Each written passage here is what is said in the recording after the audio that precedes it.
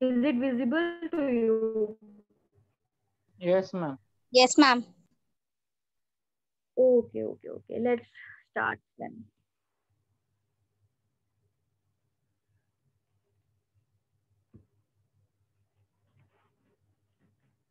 So our first chapter of modern history is decline of the Mughal Empire. ठीक है, तो ये कहानी हम पढ़ने वाले हैं कि जब मुगल एम्पायर डिक्लाइनिंग स्टेज में है। ओके, हम सीधा वहां से नहीं करेंगे कि ब्रिटिशर्स एंटर हो चुके हैं और क्या चल रहा है, कैसे वो आए और क्या आगे उन्हें इवेंट्स उनके रिलेटेड हैं, राइट। डायरेक्टली हम उस पर जंप नहीं करेंगे, बट हम देखेंगे अभी कि फिलहाल के लिए क्या चल रहा है इंडिया में, क्या सिचुएशन है इंडिया की, राइट। क्या इवेंट्स हो रहे हैं, और जो जो ग्रेटेस्ट मुगल एम्पायर था, जो हम मेडिवल हिस्ट्री में पढ़कर आते हैं, basically the great great great Mughal empire की हम बात करते हैं, जो इतने सालों तक हमारे इंडिया में रही है, इसने इंडिया को बांध के रखा है। तो ऐसा हो गया कि वो डिक्लाइन होना शुरू हो गया, राइट। उसके डिक्लाइन होने की वजह से ऐसा क्या हो गया, कोई और ऐसी पावर नहीं क्या मुगल एम्पायर के अलावा जो इंडिया को संभाल सकती। क्या यही सब रीजन थे कि जिसकी वजह से ब्रिटिशर्स को इंडिया में आने का मौका मिला, राइट। तो ये सब हम चीजें देखेंगे, ब्रिटिशर्स का आना और आगे उनसे रिलेटेड जो भी इवेंट्स हैं वो कैसे मुमकिन हुए, वो जानना बहुत जरूरी है। उससे पहले कि ऐसा क्या हुआ कि जो सबसे पहले जो मुगल एम्पायर यहाँ पे स्टैब्लिश थी वो डिक्लाइन कैसे हो गई। ओके, तो ये चीज हमने पढ़ने वाले हैं। This is your first chapter of modern history, that is decline of the Mughal empire, that we are going to start today. The first lecture as well, we have prepared the plot of this chapter. अगर आपका किसी का mic on है please वो बंद कर लीजिए।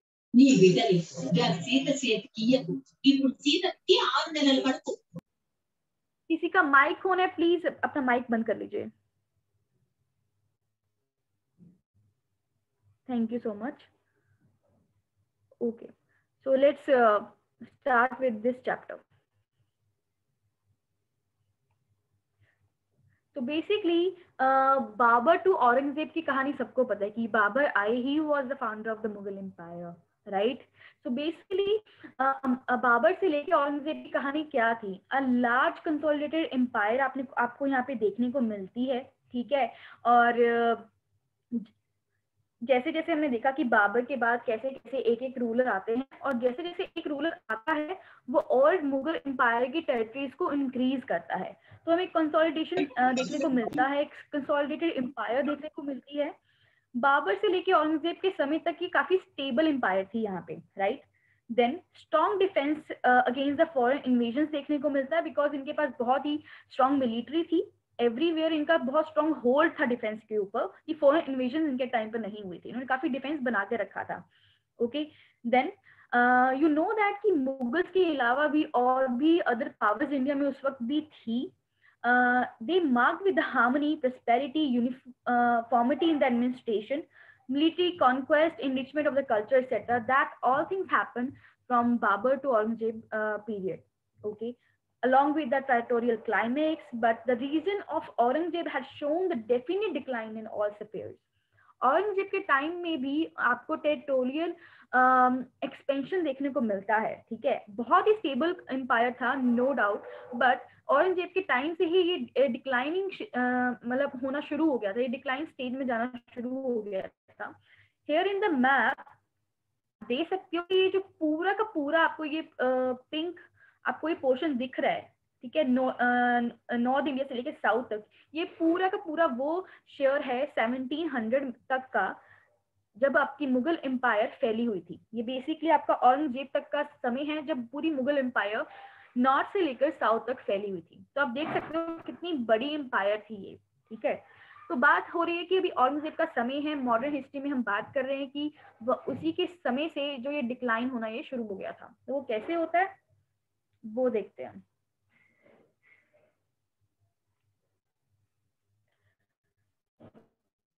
यहाँ पे map, right, the first map on the left side, यहाँ पे आपको काफी होंगे, एंड हम इसकी एब्रीवेशंस और जो भी यहाँ पे पॉइंट्स लिखे हैं वो देखते हैं।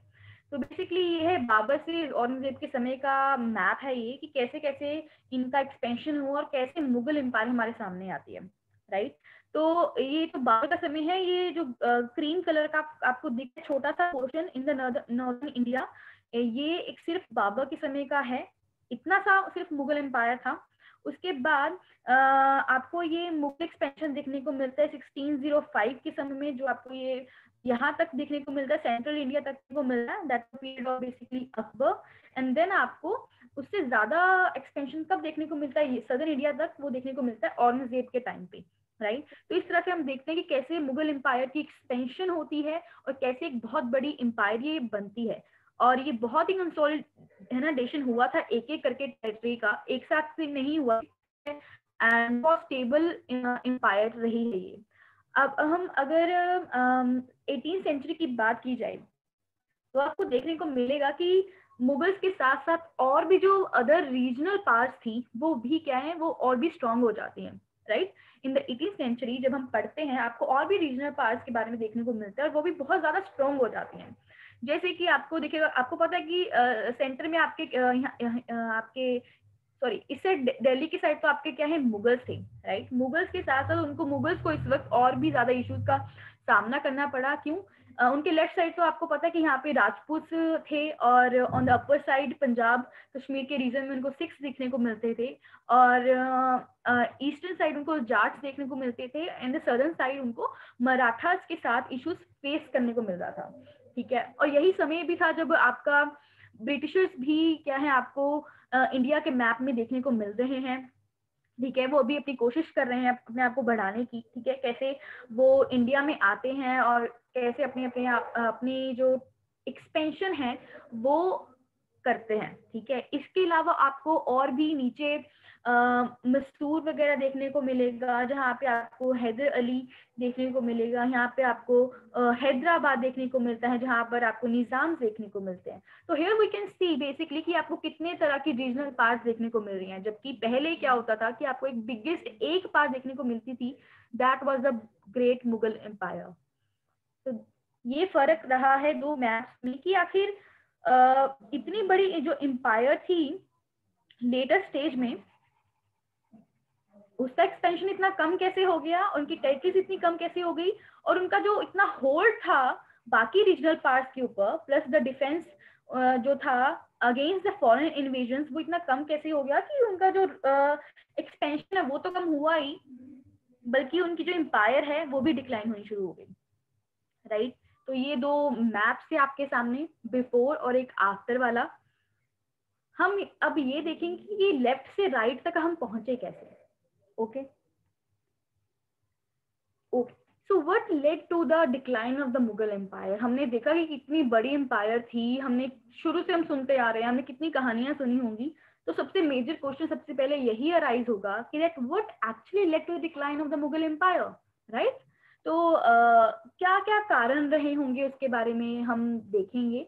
तो उससे पहले कि हम क्या क्या आया, क्या सीरीज ऑफ इवेंट्स रही हैं इस दौरान, कि जो ये लेफ्ट से राइट मैप हमको देखने को मिलता है, राइट।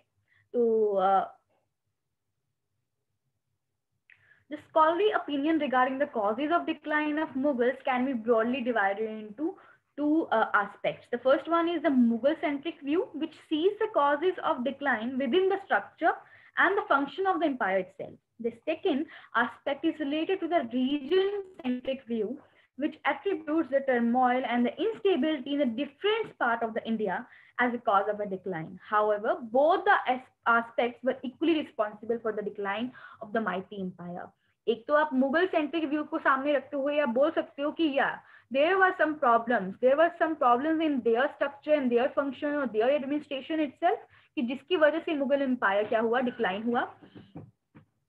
उसके बाद आप रीजन सेंट्रिक व्यू सामने रखते हुए बोल सकते हो कि यार कि जो अलग अलग रीजन से उनमें स्टेबिलिटी आने की वजह से भी मुगल एम्पायर का डिक्लाइन देखने को मिल सकता है।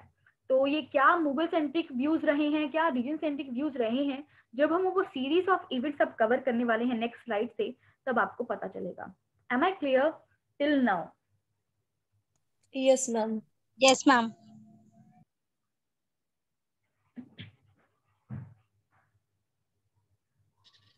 मैम मुगल सेंट्रिक व्यू मतलब एग्जैक्टली क्या? आप पूछ रहे हो एक second, that Mughal centric view क्या है, कि इसका मतलब है कि जब हम मुगल्स को रीजन मानते हैं एक्चुअल में मुगल एम्पायर के डिक्लाइन होने का, कि मुगल में ही कुछ कमियां रही होंगी, कि मुगल एम्पायर में ही कुछ कमियां थी, उनका एडमिनिस्ट्रेशन अच्छा नहीं रहा होगा, उनका स्ट्रक्चर जो एम्पायर का वो अच्छा नहीं था, वो जो जिस तरह से काम कर रहे हैं, जो भी फंक्शंस कर रहे हैं वो सही नहीं थे। तो मतलब इसमें मुगल्स की ही कुछ गलतियां मानी जाती हैं कि जिसकी वजह से उनका डिक्लाइन देखने को मिला हमें। और reason ma'am, reason centric view मतलब वो- रीजन्स मतलब होता है कि जैसे इंडिया के आपके बहुत सारे रीजन्स थे, राइट, जैसे हम पीछे स्लाइड में जाते हैं, ठीक है, आपको क्या सिर्फ मुगल्स ही थे क्या इंडिया में? नहीं, आपको ये सेकंड मैप में आपको क्या देखने को मिल रहा है, अलग अलग रीजन्स देखने को मिल रहे हैं ना। आपको दिल्ली यस देखने मैम। को मिल रहा है, आपको या वेस्टर्न इंडिया का देखने को मिल रहा है जहाँ पे राजपूत लोकेटेड हैं, सेंट्रल इंडिया में मराठाज हैं, जाट्स, आपको निजाम देखने को मिल रहे हैं, मसूर, मतलब ये रीजंस हैं बेसिकली। तो कहते हैं ये इन रीजंस में भी इंस्टेबिलिटी इस पीरियड में देखी गई, जिसकी वजह से भी क्या है आपका मुगल एम्पायर डिक्लाइन होता है, राइट। साथ साथ में यस सिर्फ मैम। मुगल एम्पायर डिक्लाइन नहीं होता है, ये जो रीजन्स आपको देखने को मिल रही है ना, ये रीजनल पार्ट्स आपको देखने को मिल रही हैं, इनका भी डिक्लाइन होता है with the Mughal empire, right. तभी तो ब्रिटिशर्स को आने का मौका मिलता है, इतनी सी इंस्टेबिलिटी होती है उस वक्त इंडिया में कि तभी तो ब्रिटिशर्स उसका फायदा उठाकर इंडिया में आ पाते हैं, right. Okay, yes ma'am. Ma'am. का आने का मतलब मेरा यहाँ पर सिर्फ for not only for trade है, मेरा मतलब यहाँ पर उनका आने का है कि इन पॉलिटिकल अफेयर, ठीक है, उनकी उनको यहाँ पर पॉलिटिकल अफेयर में आने का मौका मिलता है, राइट। वो एक सिर्फ एक इकोनॉमिक्स अफेयर से, एक मर्चेंट व्यू से यहाँ पर आए थे, राइट, सिर्फ एक ट्रेड के पर्पज से आए थे, बट इतनी इंस्टेबिलिटी होने की वजह से उनको पॉलिटिकल अफेयर में घुसने का मौका मिला था, ठीक है। वही चीजें हम देखने वाले हैं कि क्या मुगल सेंट्रिक व्यूज रहे थे या क्या रीजनल एस्पेक्ट्स रहे थे कि जिसकी वजह से द बिगेस्ट एम्पायर का डिक्लाइन हमें को देखने को मिलता है इस टाइम के पीरियड में। ओके, तो बेसिकली हमारी कहानी है औरंगजेब की death. So that happened actually in 1707. So during the first half of the 18th century, the Mughal Empire showed signs of dissolution. The successors of Aurangzeb were weak and dissolute and were at the mercy of the entering ministers. After the death of Aurangzeb in 1707, a war of succession शुरू हो जाता है। तो basically सबसे बड़ी problem ना यहाँ पे मुगल एम्पायर में आपको यही देखने को मिलेगी, जब हम आगे भी पढ़ेंगे, कि जब भी कोई द एम्परर मरता है, उसकी डेथ होती है, नेक्स्ट सबसे बड़ी प्रॉब्लम आती है कि उसकी जगह पे कौन एम्परर बनेगा, नेक्स्ट मुगल एम्परर कौन बनेगा, कौन थ्रोन पे बैठेगा। वो गेम ऑफ थ्रोन्स शुरू हो जाता है, ठीक है। तो कोई सिस्टम नहीं था इनके यहाँ पर कि कौन नेक्स्ट रूलर बनेगा। तो ऑब्वियस हर टाइम पे वो ऐसा गेम ऑफ थ्रोन्स शुरू हो जाता है जहाँ पे लड़ाइयाँ होती हैं, और जितने भी उनके सन्स होते हैं, सर्वाइविंग सन्स होते हैं, वो आपस में लड़ते हैं थ्रोन पर बैठने के लिए। तो इसी तरह से इस वक्त भी हुआ, जब औरंगजेब की डेथ होती है 1707 में, और वॉर ऑफ सक्सेशन देखने को मिलता है 3 बेटों के बीच में। वो था मुआजम, आजम एंड कामबख्श। मुआजम था काबुल का गवर्नर, आजम गुजरात का गवर्नर था, और Kambakhsh was the governor of Deccan. Okay, Azam turn to Ahmednagar and proclaimed himself emperor. जब उनके फादर साहब की डेथ हो जाती है, ये तीनों क्या करते हैं, अपने अपने रीजन्स में अपने आप को ये एम्परर घोषित कर देते हैं, मतलब सेल्फ प्रोक्लेमेशन कर देते हैं, और इंडिपेंडेंट और एम्परर अपने आप को घोषित कर देते हैं ये, ठीक है। तो अपने अपने रीजन्स में ये चीजें करते हैं। बट दो जो इनका ये ब्रदर था द मुआजम, ठीक है, वो इन दोनों भाइयों को, अपने दोनों भाइयों को हरा देता है, और आजम को वो 1707 में ना जजाऊ में हराता है, और कामबख्श को हैदराबाद में हराता है 1708 में, और फिर वो थ्रोन पर बैठता है with the title of Bahadur Shah first, ठीक है। मुआजम एक औरंगजेब का बेटा था जिसने अपने बाकी 2 भाइयों को हराया, और with the title of Bahadur Shah first वो नेक्स्ट मुगल एम्परर बनता है। Okay ma'am, here Azam turn to Ahmednagar means ma'am? कि वो अहमदनगर की ओर जाता है और अपने आप को वहां पर एक इंडिपेंडेंट एम्परर घोषित कर देता है। Okay ma'am. ठीक है, यस मैम। या अब मैम हम पढ़ते हैं बहादुर शाह फर्स्ट के बारे में। Yes ma'am yes, ma'am why did he gain the title of Bahadur Shah one? देखो जब भी वो कोई एम्परर बनता है ना, तो वो अपने आप को एम्परर के लिए वो नए नाम देते हैं एक्चुअली। ठीक है, विद द टाइटल, टाइटल्स बहुत फेमस होते थे हिस्ट्री में। ठीक है, तो उन्होंने अपना नाम चेंज किया बहादुर शाह फर्स्ट, और ये रखा। जैसे अकबर का नाम अकबर था क्या सिर्फ? नहीं, उनका पूरा नाम क्या चेंज हुआ था बाद में? जलालुद्दीन मोहम्मद अकबर, ऐसा उनका पूरा नाम चेंज हुआ था। तो ये the change of names was very common that time. Okay तो मैम। फर्स्ट ऑफ ऑल, अगर कोई डाउट होगा वो थोड़ा जब मैं आपको 2 स्लाइड्स के बाद में पूछा करूंगी कि कोई डाउट है तब पूछें आप। ठीक है, इस तरह से वो फ्लो बीच में रुक जाता है। सेकेंडली, एक बात का ध्यान रखना है कि हमें इतने फैक्ट्स नहीं याद करने हैं। हम यहाँ पर बैंकिंग या फिर एसएससी की तैयारी नहीं कर रहे हैं जहाँ पे फैक्चुअल क्वेश्चन पूछा जाता है। ठीक है, हम यहाँ पे सीरीज ऑफ इवेंट्स को कवर कर रहे हैं कि एक्चुअल में हुआ क्या था, क्या सीरीज ऑफ इवेंट्स चल रहा है, क्या कहानी चल रही है। ठीक है, उसके लिए ये आपको कोई नहीं पूछने वाला कि अच्छा बताइए औरंगजेब के कौन से 3 बेटे थे। नहीं, ये नहीं पूछने वाला है आपको। ये सिर्फ स्टोरी है जो आपको हेल्प करता है किसी चीज को याद रखने के लिए। ठीक है, हाँ, सिर्फ आपको इतना पता होना चाहिए कि औरंगजेब की डेथ हुई 1707 में। उसके बाद उसका एक बेटा बाकी अपने भाइयों को हराने के बाद राजा बनता है इन 1707 में ही। ठीक है, और उसका टाइटल लेता है वो बहादुर शाह फर्स्ट का, राइट। तो अब बहादुर शाह फर्स्ट हमारे नेक्स्ट एम्परर हैं। तो बेसिकली देखो, औरंगजेब को ना लास्ट पावरफुल रूलर कहा जाता है मुगल एम्पायर का। औरंगजेब को लास्ट पावरफुल रूलर कहा जाता है पूरी मुगल एम्पायर का। ठीक है, और जो औरंगजेब के बाद जितने भी रूलर्स आते हैं ना, उनको लेटर मुगल्स कहा जाता है। मतलब वो इतने पावरफुल नहीं थे, they were not that much powerful और दैट मच स्मार्ट कि जितना वो अपनी एम्पायर को स्टेबल या कंसोलिडेट करके रख सकते जैसे कि अर्ली मुगल्स ने करके रखा, राइट। तो ये चीज होती है कि इनके बाद के जो भी मुगल्स थे उनको लेटर मुगल्स के नाम से जाना जाता है। तो देखते हैं, पहले सबसे पहले आए हमारे बहादुर शाह फर्स्ट। इनका टाइम पीरियड कुछ ज्यादा नहीं था, 07 से लेकर 1712 तक का समय पीरियड देखने को मिलता है। तो बेसिकली ये देखो, ये पहले ही 65 ईयर के हैं ये व्यक्ति जो अब एम्परर बने हैं। ठीक है, इन्होंने टाइटल लिया बहादुर शाह फर्स्ट, फिर वे थ्रोन पर बैठते हैं। ठीक है, तो इन्होंने क्या किया कि इन्होंने इतना अटेंशन नहीं दिया, इन्होंने इतना अटेंशन नहीं दिया, did not pay due attention to the administration part and came to be known as Shah बेखबर। ठीक है, तो इनको बेसिकली एक नाम से जाना जाता था, शाह बेखबर, या फिर कहा जाता था शाह आए बेखबर। ठीक है, मतलब द इग्नोरेंट किंग। इन्होंने कभी एडमिनिस्ट्रेशन पे इतना ध्यान नहीं दिया। ठीक है, 65 ईयर के ऑलरेडी हो चुके हैं, तो इस उम्र में आकर एक एम्परर को क्या चाहता है कि वो शांति से अपने पूरे शासन को चलाए, राइट। तो इन्होंने कौन सी पॉलिसीज को अपनाया होगा? क्या ये जंग लड़ने के लिए गए होंगे? क्या टेरिटोरियल एक्सपेंशन किया होगा इन्होंने? नहीं। तो इन्होंने कौन सी पॉलिसीज को अपनाया? इन्होंने पॉलिसीज अपनाई कॉम्प्रोमाइज एंड कंसिलिएशन की पॉलिसीज को ना अपनाया। जितने भी और रीजनल पार्ट्स के थी वहां पर उन्होंने सबने इनके साथ कंसिलिएशन बनाने की कोशिश की। ठीक है, इन्होंने राजपूत हो, मराठास, बुंदेलास, जाट, सिख्स, सबके साथ कंसिलिएशन पॉलिसीज, अपनी कॉम्प्रोमाइज पॉलिसीज अप्लाई की। ठीक है, इसके अलावा इनके समय में मराठास और जो सिख्स हैं वो और भी ज्यादा पावरफुल हो जाते हैं। सिख्स की बात की जाए तो इनकी ना रिकंसिलिएशन काफी हद तक सही था। श्री गुरु गोविंद सिंह जी के टाइम पे, जो सिख्स के 10वें गुरु माने जाते हैं, ठीक है, उनको इन्होंने हाई मनसब भी दिया था। बट जैसे ही श्री गुरु गोविंद सिंह जी की डेथ हो जाती है, सिक्स फिर से है ना मुगल्स के अगेंस्ट हो जाते हैं अंडर द लीडरशिप ऑफ बंदा बहादुर।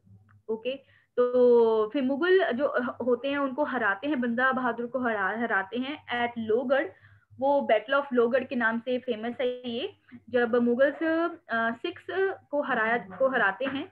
ये वही फोर्ट है जो गुरु गोविंद सिंह जी ने बनाया था, एंड बट दो इसको फिर से वो रिकवर कर लेते हैं इन 1712। बट या दैट वाज अ कॉन्सेप्ट, ये स्ट्रगल था जो सिक्स के साथ यहाँ पे इनको देखने को मिला। ये कंसिलिएशन बना के चलना चाहते थे, कॉम्प्रोमाइज रखना चाहते थे ताकि कोई प्रॉब्लम ना हो। बट ऐसा नहीं हुआ। जब तक गुरु गोविंद सिंह जी थे तब तक समय बहुत सही था, पर जैसे ही उनकी डेथ हो जाती है फिर से स्ट्रगल सिक्स और मुगल्स के बीच में शुरू हो जाता है।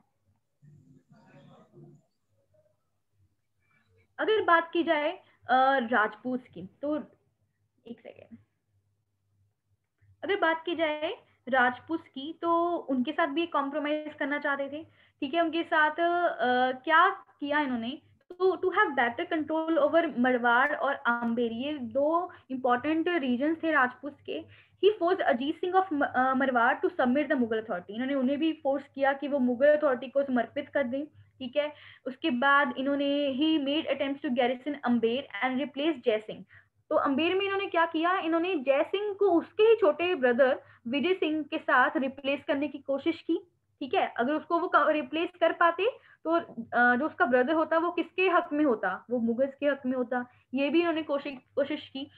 Both Ajit Singh and Jai Singh were later restored, but their demand for high mansabs and offices of subedars of important provinces were not accepted.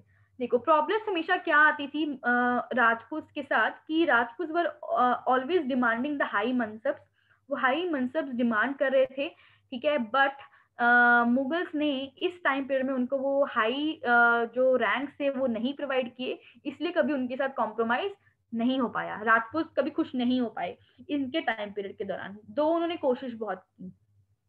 अगर बात की जाए मराठास की, तो शाहू जो सन थे तांबाजी, who was in Mughal captivity, was released in 1707, वो इनको छोड़ देते हैं।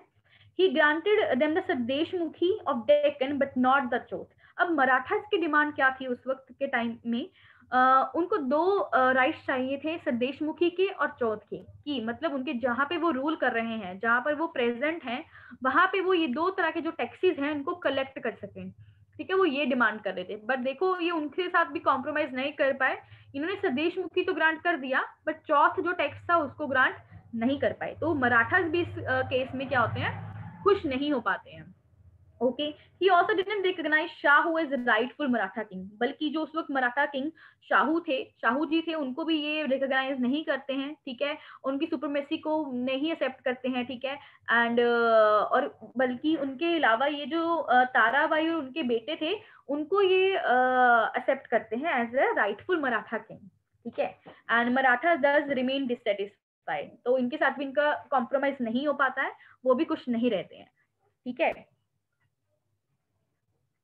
उसके बाद इनके अलावा राजपूत मराठा सिक्स के अलावा ये बाकियों के साथ भी कॉम्प्रोमाइज करने की कोशिश करते हैं। He made peace with Chhatrasal Bundela chief Jat chief Churaman who joined him in the campaign against Banda Bahadur, तो इनके साथ भी वो शांति बनाए रखने की कोशिश करते हैं। ये और भी टॉलरेंट एटीट्यूड अडॉप्ट करते हैं towards the Hindus. There was, however, deterioration in the field of administration in his region. I already mentioned कि उन्होंने कभी एडमिनिस्ट्रेशन के ऊपर ध्यान नहीं दिया इतना, ठीक है। तो इसके अलावा ये इतना कॉम्प्रोमाइज करने में इतना बिजी थे कि इन्होंने, अगर आपको कॉम्प्रोमाइज करना है किसी के साथ तो क्या करना पड़ेगा, यू विल ग्रांट जागीर्स आपको देनी पड़ेंगी। जागीर्स क्या होती है, लैंड्स होती हैं बेसिकली, ठीक है ना। लैंड्स आप दोगे उनको, प्रमोशंस करोगे आप, बहुत मतलब कॉम्प्रोमाइज करने में बहुत ज्यादा जो ट्रेजर था मुगल एम्पायर का वो बहुत नुकसान हुआ है इस टाइम के दौरान, ठीक है। खाफी खान कॉल्ड हिम शाय बेखबर, जो से हमने देख ही लिया, या फिर headless king. He died in 1712। खाफी खान द ऑथर ऑफ मुंतखब उल लबाब डाइड इन 1833। ये बेसिकली आपको इस टाइम के पीरियड का एक ऑथर का पता चल गया, जिसने कौन सी किताब लिखी थी, ये वाली, राइट। सिर्फ आपको इतना याद रखना है। देन अगेन अब फिर से एम्परर की डेथ हो जाती है, फिर से वही प्रॉब्लम शुरू हो जाएगी, किसकी, वॉर ऑफ सक्सेशन की, ठीक है। तो अब क्या होता है, the contest for power was between the royal princess, the nobles had merely bagged and sided with them. Now they aspirants to the throne or power. पहले तो क्या होता था, नोबेल्स क्या करते थे, जितने भी रॉयल प्रिंसेस होते थे किसी एक को है ना फेवर कर दिया, किसी ने किसी को फेवर कर दिया, तो इस तरह से वो रॉयल प्रिंसेस को लड़वाते थे, ठीक है, और हेल्प करते थे उनको आगे लाने में। अब वो क्या, अब वो उनकी नई एस्पिरेशन शुरू हो जाती हैं, अब वो खुद पार चाहते हैं, ठीक है, मुगल एम्पायर की उनकी पार उनके हाथ में हो, थ्रोन पे वो है ना जाएं, ये उनकी अब एस्पिरेशंस बढ़ गई हैं, ठीक है।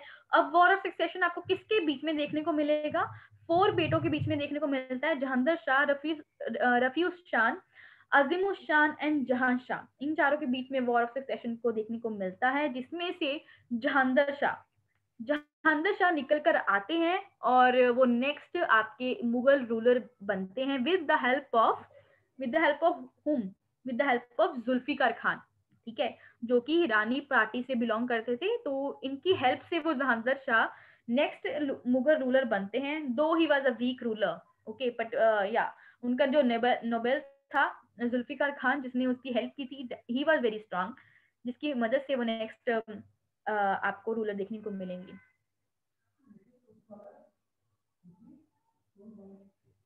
इतना क्लियर है ये? बहादुर शाह फर्स्ट की कहानी हमें यस मैम। हमने कर ली है, या ठीक है। देखो इसमें से क्या करना मैम है, नोबेल का मीनिंग क्या है मैम?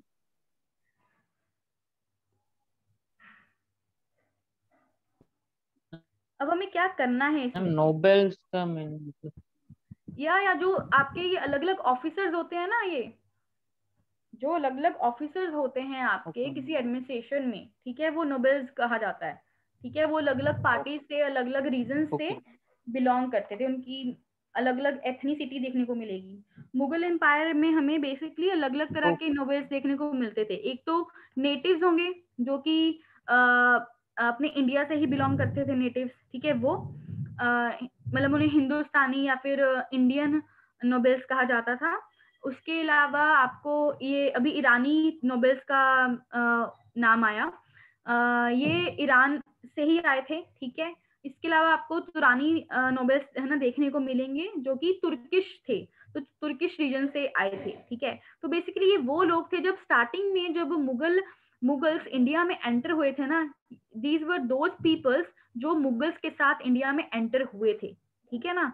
तो धीरे धीरे इनकी तादाद बढ़ जाती है और आपको मुगल एम्पायर में इनके अलावा, इन तुरानी और ईरानी नोबेल्स के अलावा आपको डोमेस्टिक नोबेल्स देखने को भी मिलते हैं। और फिर बाद में आप क्या देखते हो कि राइवलरी भी शुरू हो जाती है। अब वो कहते हैं कि फिर तुम अलग पार्टी से हो, हम अलग पार्टी से हैं, तो ये राइवलरी आपको आगे देखने को मिलेगी नोबेल्स के बीच में।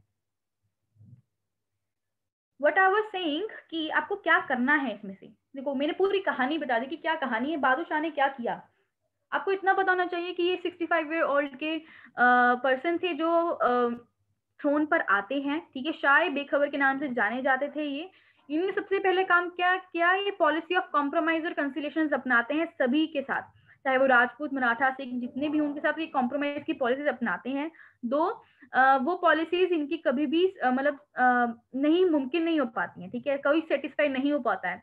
सिक्स भी इनके साथ सेटिस्फाइड नहीं थे, उनके साथ बैटल भी करनी पड़ी। इसके अलावा राजपूत भी सेटिस्फाइड नहीं थे, ठीक है। वो तो हाई रैंक्स मांग रहे थे राजपूत, वो भी इन्होंने नहीं दी। मराठास भी सेटिस्फाई नहीं थे इनके, क्योंकि वो दो तरह के टैक्सेस मांग रहे थे, वो भी उनमें से सिर्फ एक ना ये दे पाए, पूरा नहीं दे पाए, तो ये किसी को खुश नहीं कर पाए। और सबको खुश करने के चक्कर में, कॉम्प्रोमाइज करने के चक्कर में इन्होंने बहुत ज्यादा ट्रेजर, जो मुगल ट्रेजर था उसका बहुत नुकसान किया। उसके बाद इनकी डेथ हो जाती है 1712 में। इनका 5 इयर्स का टाइम पीरियड रहा है। उसके बाद इनके जो बेटे हैं उनमें फिर से वॉर ऑफ सक्सेशन शुरू हो जाता है, जिसमें से Jahandar Shah with the help of Zulfiqar Khan निकल कर आते हैं और नेक्स्ट रूलर बनते हैं। सिर्फ इतनी सी बात आपको ध्यान रखनी है। अब ये है आपके जहांदर शाह जो आते हैं नेक्स्ट रूलर। इनका टाइम पीरियड आप देख सकते हो, सिर्फ थोड़ा सा ही 1 साल का है, 1712 से 1713। He was a very clever man, but advocated a friendly policy towards the Rajputs, Marathas and Hindus.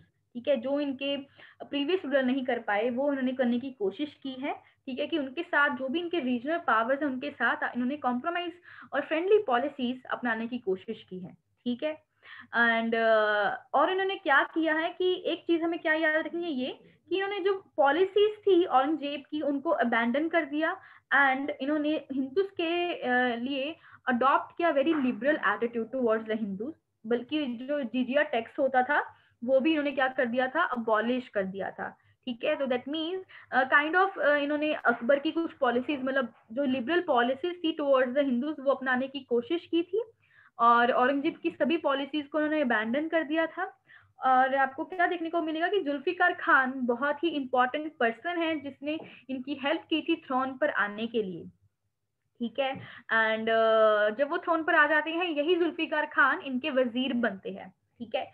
So he tried to improve the finances of the empire. जैसे हमने कि बताया, जो प्रीवियस रूलर था बहादुर शाह फर्स्ट, उन्होंने बहुत सारा ट्रेजर का नुकसान किया था अपने कॉम्प्रोमाइज के चक्कर में।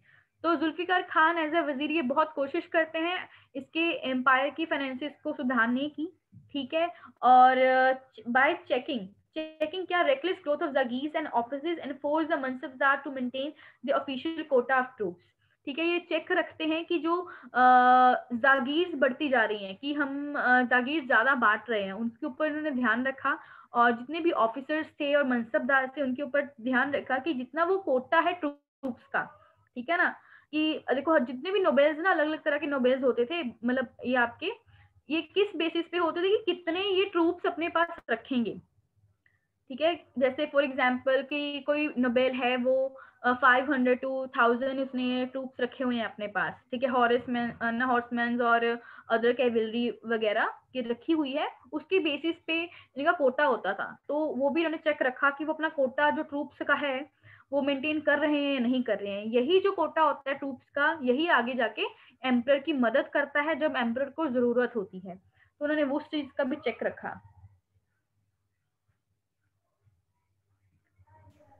इसके अलावा he introduced evil practice of revenue और रेवेन्यू फार्मिंग और इजारा सिस्टम। एक बड़ा गलत काम किया उन्होंने, ठीक है, बहुत इवल प्रैक्टिस लेकर आए जिसको रेवेन्यू फार्मिंग सिस्टम और इजारा सिस्टम के नाम से जाना जाता है। तो बेसिकली ये किस तरह का सिस्टम था, जिसमें ये सिस्टम रेवेन्यू कलेक्शन का ये सिस्टम है जहां पर आपको रेवेन्यू फार्मर्स को आप हायर कर लेते हो, और मिडिल मैन कह सकते हो, ठीक है, उनको हायर कर लेते हो, जिनको एक फिक्स्ड अमाउंट गवर्नमेंट को देना पड़ता था, ठीक है, कलेक्ट करने के बाद फिक्स्ड अमाउंट गवर्नमेंट को कलेक्ट करके देना पड़ता था, ठीक है। बट इन रिटर्न ये फार्मर से अपनी मर्जी का कुछ भी, कितना भी ये कलेक्ट कर सकते थे, ठीक है। तो इसका ज्यादातर जो इफेक्ट देखने को मिला है वो पीजेंट्स के ऊपर देखने को मिला है। उनके लिए ये जो सिस्टम था, रेवेन्यू कलेक्शन सिस्टम था ये वाला, ये बहुत ज्यादा ऑप्रेसिव था, बहुत ज्यादा एक्सप्लॉयटेशन किया गया था इस टाइम पे। अब ये जो सिस्टम है ये दो तरह से जाता है, ठीक है। एक तो इसकी प्लस ना पॉजिटिव वे में और एक नेगेटिव वे में, ठीक है। जैसे कि किसी टाइम पीरियड में खेती जो है पीजेंट्स की बहुत अच्छी चल रही है, बहुत अच्छी खेती हो रही है और किसानों को बहुत ज्यादा रेवेन्यू हो रहा है। तो उस टाइम में क्या हो रहा है कि ये जो मिडल मैन होते थे ये बहुत ज्यादा जो रेवेन्यू था कलेक्ट करते थे, ठीक है। तो एक्सप्लोटेशन किसका हो रहा है, फार्मर्स का हो रहा है, लेकिन गवर्नमेंट को ये बहुत कम पे करते थे क्योंकि वो तो फिक्स्ड है। गवर्नमेंट को क्या पता कि कितना रेवेन्यू कलेक्ट हुआ है कितना नहीं, ठीक है। They had all the rights to collect whatever they want actually from the farmers, right, ठीक है। तो अगर अच्छी खेती थी, ठीक है, तो ये जितना मर्जी कलेक्ट करते थे। बट अगर उनकी फार्मर्स की खेती अच्छी नहीं है, सपोज करो उनका इतना कलेक्शन हुआ ही नहीं, रेवेन्यू कलेक्शन इतना होता ही नहीं, समझो 500 रुपीज का कलेक्शन हुआ है और इनका फिक्स्ड कितना है, समझो 1000 rupees, that means in that case as well कि इनको अपनी जेब से देना पड़ेगा वो, ओके। इन दैट केस इनको गवर्नमेंट को अपनी जेब में से भरना पड़ता था। ये सिस्टम दो वे से हो सकता है। बट इन दैट पीरियड जब ये सिस्टम लॉन्च किया गया था उस वक्त ये बहुत ही फार्मर्स के लिए बहुत ऑप्रेसिव रहा, बहुत एक्सप्लोटेटिव सिस्टम कहा गया और बिल्कुल फ्लॉड सिस्टम कहा गया। ये बिल्कुल भी एक्सेप्टेबल और अप्रोप्रिएट सिस्टम नहीं था उस टाइम पीरियड के लिए। व्हाई? बिकॉज इस दौरान जो मिडल मैन थे उन्होंने बहुत ज्यादा एक्सेसिव रेवेन्यू कलेक्ट किया था from the peasants, okay. Then he was defeated and killed by his own nephew, उनके खुद के जो नेफ्यू थे फरुख सेयार, ठीक है, who was the son of अजीम उन शान, आगरा में, ठीक है, इन्हें मार देते हैं with the help of Syed brothers, ठीक है। अब इनकी हेल्प कौन कर रहा है, फरुख सेयार की हेल्प कौन कर रहा है, सैयद ब्रदर्स की हेल्प से वो इनको मार देते हैं और नेक्स्ट एम्परर बन जाते हैं, ओके। तो इनके बारे में हमें क्या चीजें याद रखनी है जहांगीर शाह के बारे में, कि बहादुर शाह फर्स्ट के बाद ये नेक्स्ट रूलर बनते हैं, ठीक है। ये वीक रूलर थे ये, ठीक है, इन्होंने भी कॉम्प्रोमाइज करने की कोशिश की सबके साथ, ठीक है, फ्रेंडली एटीट्यूड अपनाया, औरंगजेब की पॉलिसीज को अबैंडन किया, जिजिया टैक्स को अबॉलिश किया, ठीक है, और जुल्फिकार खान जो इनके वजीर रहे हैं, जिन्होंने इनकी हेल्प की थी रूलर बनने के लिए, plus he was the Mughal emperor who introduced revenue farming system, और we also can ijara farming system. Okay, इतना सा आपको याद रखना है। अब बात करते हैं आगे, इनके ही नेफ्यू फरुखसियार जो इनको मार कर नेक्स्ट रूलर बनते हैं with the help of Syed brothers. अब बात कर रहे हैं फरुखसियार।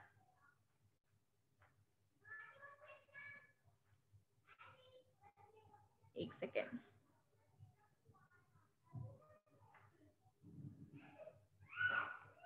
या जहांगीर शाह, कोई डाउट है जहांगीर शाह के बारे में आपको, जितना भी हमने जहांगीर शाह के बारे में पढ़ा है? मैम इन रेवेन्यू फार्मिंग,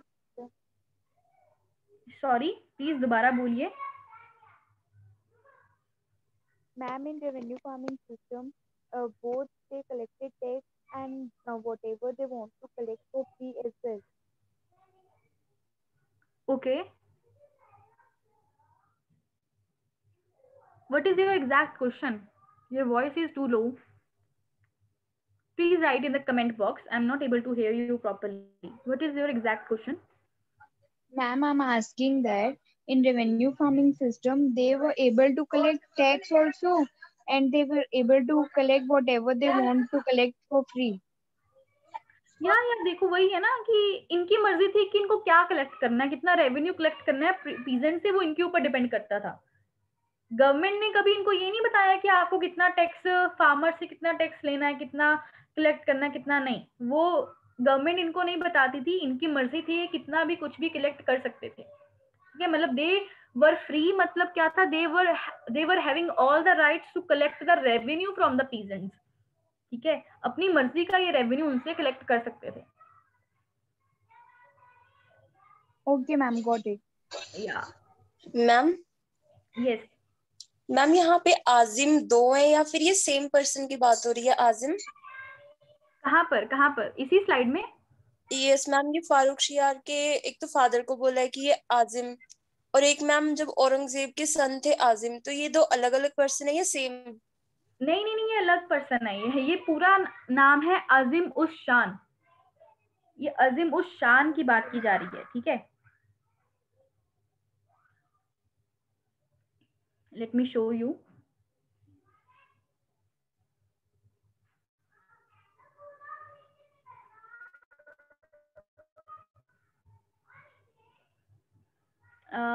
कहाँ पे हैं ये रहे, ये इनके बेटे थे ना बहादुर शाह के, आजिम उस शान, इनकी बात की जा रही है यहाँ पर। ठीक है, जो हमने बहादुर शाह के 4 बेटे पढ़े थे ना,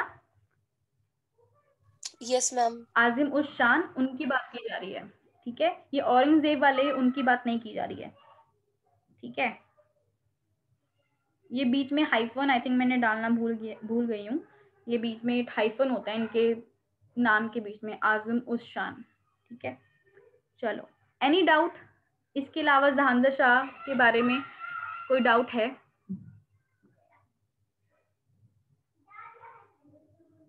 नो डाउट, तो आगे चलते हैं। फरुखसियार, इनके बाद नेक्स्ट फरुखसियार आते हैं with the help of Syed brothers from 1713 से 1719। Jahangir Shah position, his position was challenged by Farrukhsiyar, who with the help of Sayyid brothers, who were Sayyid brothers Abdullah Khan and Hussein Ali. They belong to Hindustani party known as king makers. इनको king maker के नाम से जाना जाता था। Defeated ना जहांगीर शाह और उसको मार देते हैं, और ये फिर नेक्स्ट रूलर बन जाते हैं। ठीक है, जैसे ही ये रूलर बन जाते हैं तो ये भी अपना कंट्रोल जो है मुगल एम्पायर पर लेकर आते हैं। हाउ? जो अब्दुल्ला खान थे वो वजीर बन जाते हैं, और जो हुसैन अली थे वो मीर बख्शी बन जाते हैं। ठीक है, जो आपकी मिलिट्री होता है उसको मीर बख्शी कहा जाता था।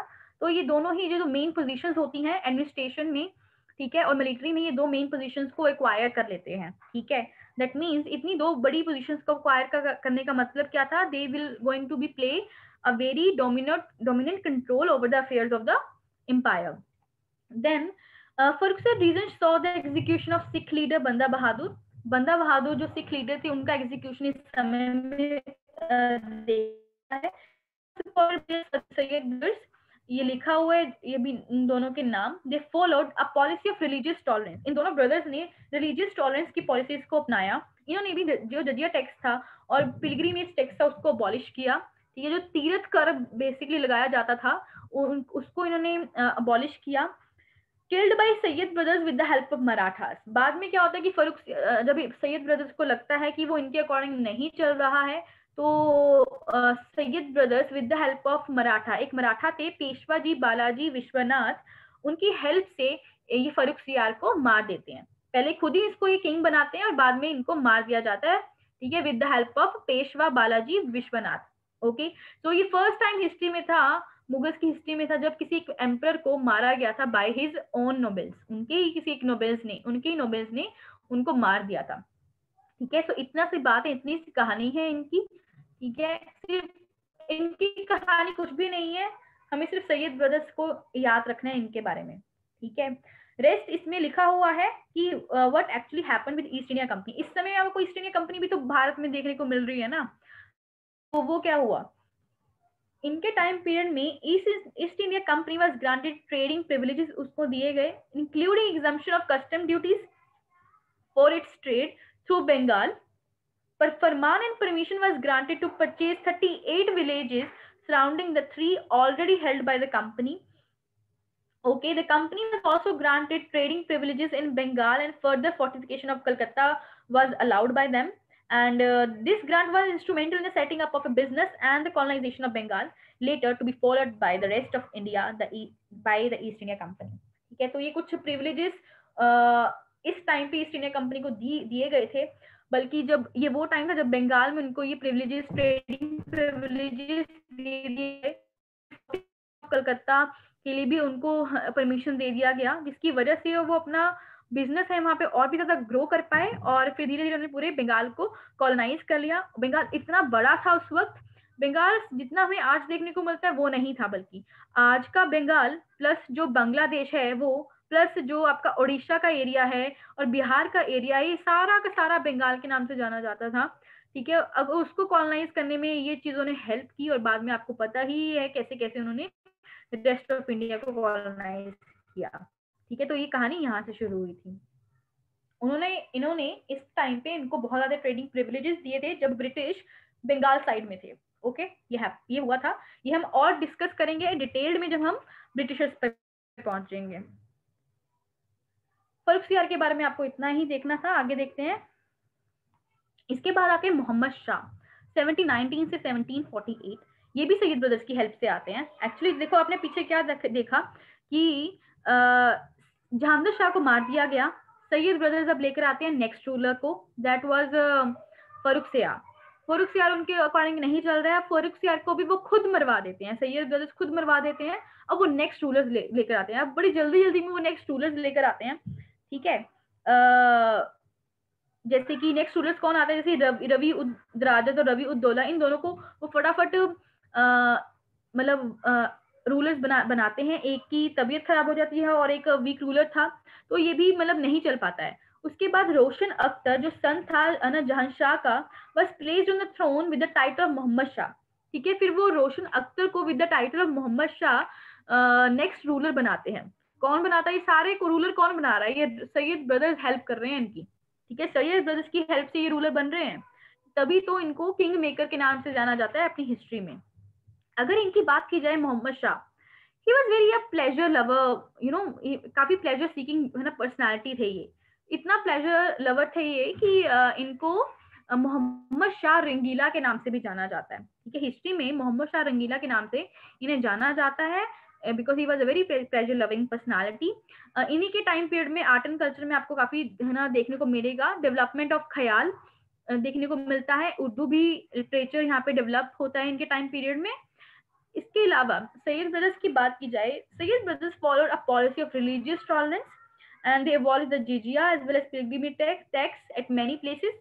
In order to maintain harmony, they advocated a policy of associating Hindu chiefs and nobles with Muslim nobles. उनको पता था कि देखो हम कभी भी एम्पायर नहीं चला पाएंगे जब तक हम जो बाकी अपने साथी हैं, अदर लोग हैं, उनके साथ हम कॉम्प्रोमाइज चल के नहीं चलेंगे, उनके साथ हार्मनी बना के नहीं रखेंगे। ठीक है, तो उन्होंने वही पॉलिसी को अपनाया। ठीक है, हिंदूज के टुवर्ड्स उन्होंने लिबरल पॉलिसीज रखी, उनके ऊपर जो भी टैक्स लगाया जाता था उनको हटा दिया गया, उनके साथ एसोसिएशन बनाई हिंदू चीफ्स और नोबेल्स के साथ, विद किसकी, मुस्लिम नोबेल्स की। In this struggle against Farrukhsiyar, Syed brothers sided with the Rajput and Marathas. अब देखो, फर्रुखसियार को मारने के लिए सैयद ब्रदर्स को किसकी हेल्प लेनी पड़ी, राजपूत और मराठास की हेल्प लेनी पड़ी। ठीक है ना। तो Ajit Singh of Marwar and Jai Singh of Amber who were won over by giving them high position in the administration, तो उनको भी इन्होंने क्या दी, हाई पोजीशंस प्रोवाइड की थी मुगल एम्पायर में। ठीक है, ऑब्वियसली बात है, उनकी अब जो विशेष थी राजपूत की वो पूरी हो गई थी, वो यही चाहते थे शुरू से। ठीक है, वो सैयद ब्रदर्स ने इनको प्रोवाइड की थी। ठीक है, besides these they made alliance with Churaman Jat and later facilitated Shahu by granting him Shivaji Savraj and the right to collect Chod and Sadeshmukhi। अब देखो, चूड़ामन जाट थे, उनके साथ अलायंस बना लिया इन्होंने, मराठास को भी खुश कर दिया। ठीक है, एक तो शिवाजी जो थे उनको इन्होंने रिकॉग्नाइज किया। ठीक है, उनके स्वराज को रिकॉग्नाइज किया, एंड जो वो राइट्स मांग रहे थे, ठीक है, हम कि हमें 2 टैक्सेस अपने एरिया में कलेक्ट करने के हमें राइट्स चाहिए, चौथ और स्वदेशमुखी कलेक्ट करने के राइट्स चाहिए इन 6 provinces in the Deccan area, वो भी सैयद ब्रदर्स ने उनको दे दिए थे। अब तो खुद सोच सकते हो कि उस वक्त का टाइम पीरियड कितना अच्छा होने वाला है कि कोई इनको मुगल्स को तंग नहीं करने वाला था। एक्चुअल में राजपूत उनकी साइड में है, मराठास उनकी साइड में है, जाट उनकी साइड में है, सभी उनकी साइड में है, कोई प्रॉब्लम होनी नहीं वाली थी। ठीक है, तो देखो आगे शाहू जी ने भी जो मराठास थे उन्होंने हेल्प की थी, that they will help him in the Deccan area with 15,000 soldiers. ठीक है, कि वो भी आगे चलकर इनकी डेक्कन एरिया में हेल्प करेंगे। ठीक है,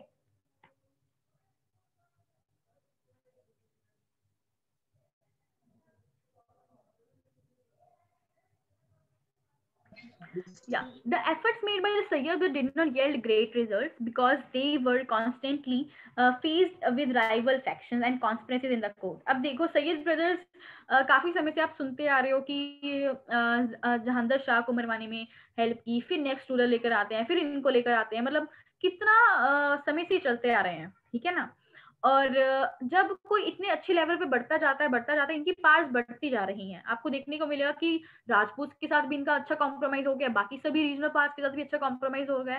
तो अब क्या होगा, इनके अगेंस्ट क्या होगा, कॉन्स्पिरेसीज की जाएंगी, इनके राइवल्स बढ़ जाते हैं। ठीक है ना, जब कोई भी एक नोबेलिटी बढ़ने लग जाती है तो बाकी राइवल जो बाकी नोबल्स होते हैं, बाकी जो लोग होते हैं उनके लेवल के, वो उनके दुश्मन बन जाते हैं। तो यही सब चीज हुई। द फाइनेंशियल पोजीशन अगर देखी जाए एम्पायर की उस वक्त, तो वो काफी सही नहीं थी। ठीक है, इवन रिबेलियस एलिमेंट्स देखने को मिलते हैं एम्पायर में। लैंड टैक्स जो था वो भी उनको पे करने को मना कर दिया गया, and this led to increase the indiscipline among the soldiers में भी इनडिसिप्लिन उस वक्त देखने को मिला। ठीक है, अगर आपको टैक्स कलेक्शन नहीं होगा, आपका ट्रेजर कम हो जाएगा, अगर ट्रेजर कम हो जाएगा, आप सोल्जर्स को पेमेंट कैसे करोगे, अगर पेमेंट नहीं होगी तो इनडिसिप्लिन क्रिएट होगा। That actually happened during this period. ठीक है, the hostile nobles United themselves, बाकी जो नोबेल्स थे उन्होंने अपने आप को यूनाइट किया under the leadership of Nizamul मुल्क, जो तुरानी पार्टी से बिलोंग करते थे। ये तुर्किश थे वो बेसिकली। ठीक है, of the Deccan. Further the murder of Farrukhsiyar, अब जब हमने देखा कि ये पहली बार हिस्ट्री में हुआ था कि किसी मुगल एम्पर को एक नोबेल ने मरवा दिया, फर्रुखसियार को मरवा दिया गया था। ठीक है, तो अब और भी ज्यादा टेरर ना फैल जाता है उनके बीच में कि नहीं ये तो भाई खतरनाक है, और उनको मतलब एंटी इस्लामिक नाम दे दिया गया कि नहीं इनकी पॉलिसीज जी तो क्या है, एंटी पॉलिसीज है और एंटी इस्लामिक है, ये गलत है और दे आर डेंजरस, इसलिए वो उनके खिलाफ हो जाते हैं बाकी सारे नोबेल्स। ओके, अब एंटी सैयद ब्रदर्स के खिलाफ जितने भी नोबेल्स होते हैं वो strongly backed by Mohammad Shah. अब यही जो एम्पर है जो खुद किसकी हेल्प से बनता है, सैयद ब्रदर्स की। अब यही एम्पर बाकी नोबेल्स की बातों में आ जाता है। ठीक है, अब वो भी खुद अपने आप को ब्रदर्स से मुक्त करवाना चाहता है। वो ये भूल गया कि he was not the one जो पूरे एडमिनिस्ट्रेशन चला रहा है, दे वर एक्चुअली सैयद ब्रदर्स जो पूरी एम्पायर की एडमिनिस्ट्रेशन को संभाल रहे थे, और उनकी पॉलिसीज रियल में एक्चुअल में बहुत अच्छी थी। जो अपनी इकोनॉमी थी वो कुछ सही नहीं चल रही थी उस वक्त, उसके बहुत से प्रीवियस रीजंस थे जो चलते आ रहे थे, जिसकी वजह से हमारी इकोनॉमी अच्छी नहीं थी। बट इसके अलावा जो सैयद ब्रदर्स की पॉलिसीज थी, एडमिनिस्ट्रेशन पॉलिसीज थी, ठीक है, और अलायंस पॉलिसीज थी, बहुत बहुत अच्छी थी, ठीक है। मोहम्मद शाह ये भूल जाता है और बाकी नोबेल्स की बातों में आ जाता है, उसको लगता है कि नहीं, मुझे तो सैयद ब्रदर्स से छुटकारा चाहिए, और मोहम्मद शाह इनकी हेल्प करता है इन दोनों को मरवाने में, ठीक है। सैयद ब्रदर्स को मरवाने में हेल्प की जाती है। एंड यहाँ पर फिर एंड हो जाता है सैयद ब्रदर्स का rule in the Mughal empire. After that, the fall of Sayyid brothers, Muhammad Shah had a long region of 1790 to 48 to save the empire. The Mughal rule was still held in high esteem by the people. अभी भी लोगों को मतलब high steam से देखते थे वो Mughal rule को, ठीक है। क्यों ना देखें, क्योंकि इतने सालों से मुगल एम्पायर चलती आ रही है, ठीक है। वो एक आइडेंटिटी हमारी आईज में, हमारे माइंड में वो बैठी होती कि नहीं, this is the Mughal empire. But actual में उसकी जो जड़ें थी वो कमजोर होती जा रही थी, वो हमने अभी तक नहीं नोटिस किया था। Okay, the Mughal army, especially the artillery, was still the most important force. अभी भी वो बहुत इंपॉर्टेंट फोर्स थी। एडमिनिस्ट्रेशन नॉर्दर्न इंडिया में काफी डिटोरिएट हो चुका था, बट कोलैप्स नहीं हुआ था अभी तक। The Maratha sardars were still confined to the south and Rajput were loyal to the Mughal. अब यहाँ पे इस वक्त में राजपूत आपको लॉयल दिख रहे हैं मुगल्स जो है ना, मुगल्स के लिए, और मराठास आपको साउथ में ही दिखेंगे, ठीक है। तो ये सिचुएशन है, ये कहानी हुई कि एंटी सैयद ब्रदर्स के जो नोबेल्स थे उन्होंने कैसे सैयद ब्रदर्स को इस पूरी मुगल एम्पायर के गेम से बाहर कर दिया। Okay,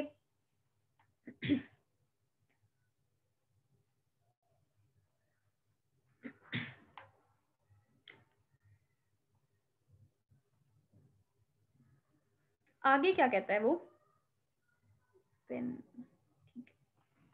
He was the most pleasure loving ruler, जैसे हमने बात किया, he didn't have any so much high morals and values, इसलिए उनको मोहम्मद शाह रंगीला के नाम से भी जाना जाता है। He was not a good ruler, ठीक है। अगर वो गुड रूलर होता तो जिसने उसको रूलर बनाया और जो पूरे है ना एडमिनिस्ट्रेशन को संभाल रहे थे उनको मरवाता नहीं और बाकियों की बातों में नहीं आता।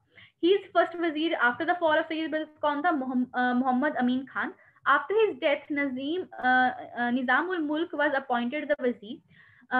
उनको 1722 में निजामुल मुल्क को वजीर अपॉइंट किया जाता है। बट इंस्टेड ऑफ सपोर्टिंग निजाम, फिर से वही बात आ गई, इसने फिर से अपने नोबेल को ही देखो, अपने ही वजीर को सपोर्ट नहीं किया, जैसे इसने सैयद ब्रदर्स को नहीं किया, इसने अगेन निजामुल मुल्क को सपोर्ट नहीं करता है ये, और खुद फिर से अपने ही मिनिस्टर्स को ये सस्पेक्ट करता रहता है, ठीक है। फिर से क्या होता है कि निजामुल मुल्क की अगर बात की जाए ना, he was also very smart and काफी अच्छा पर्सन था जो अच्छा एडमिनिस्ट्रेशन संभाल सकता था, ठीक है। पर आपको देखने को मिलता है कि नहीं, उसको लगता है कि नहीं ये रूलर अच्छा नहीं है and he is suspecting me as well, और वो अच्छे से काम नहीं कर रहा है, एडमिनिस्ट्रेशन संभाल ही नहीं रहा है ना संभालने दे रहा है।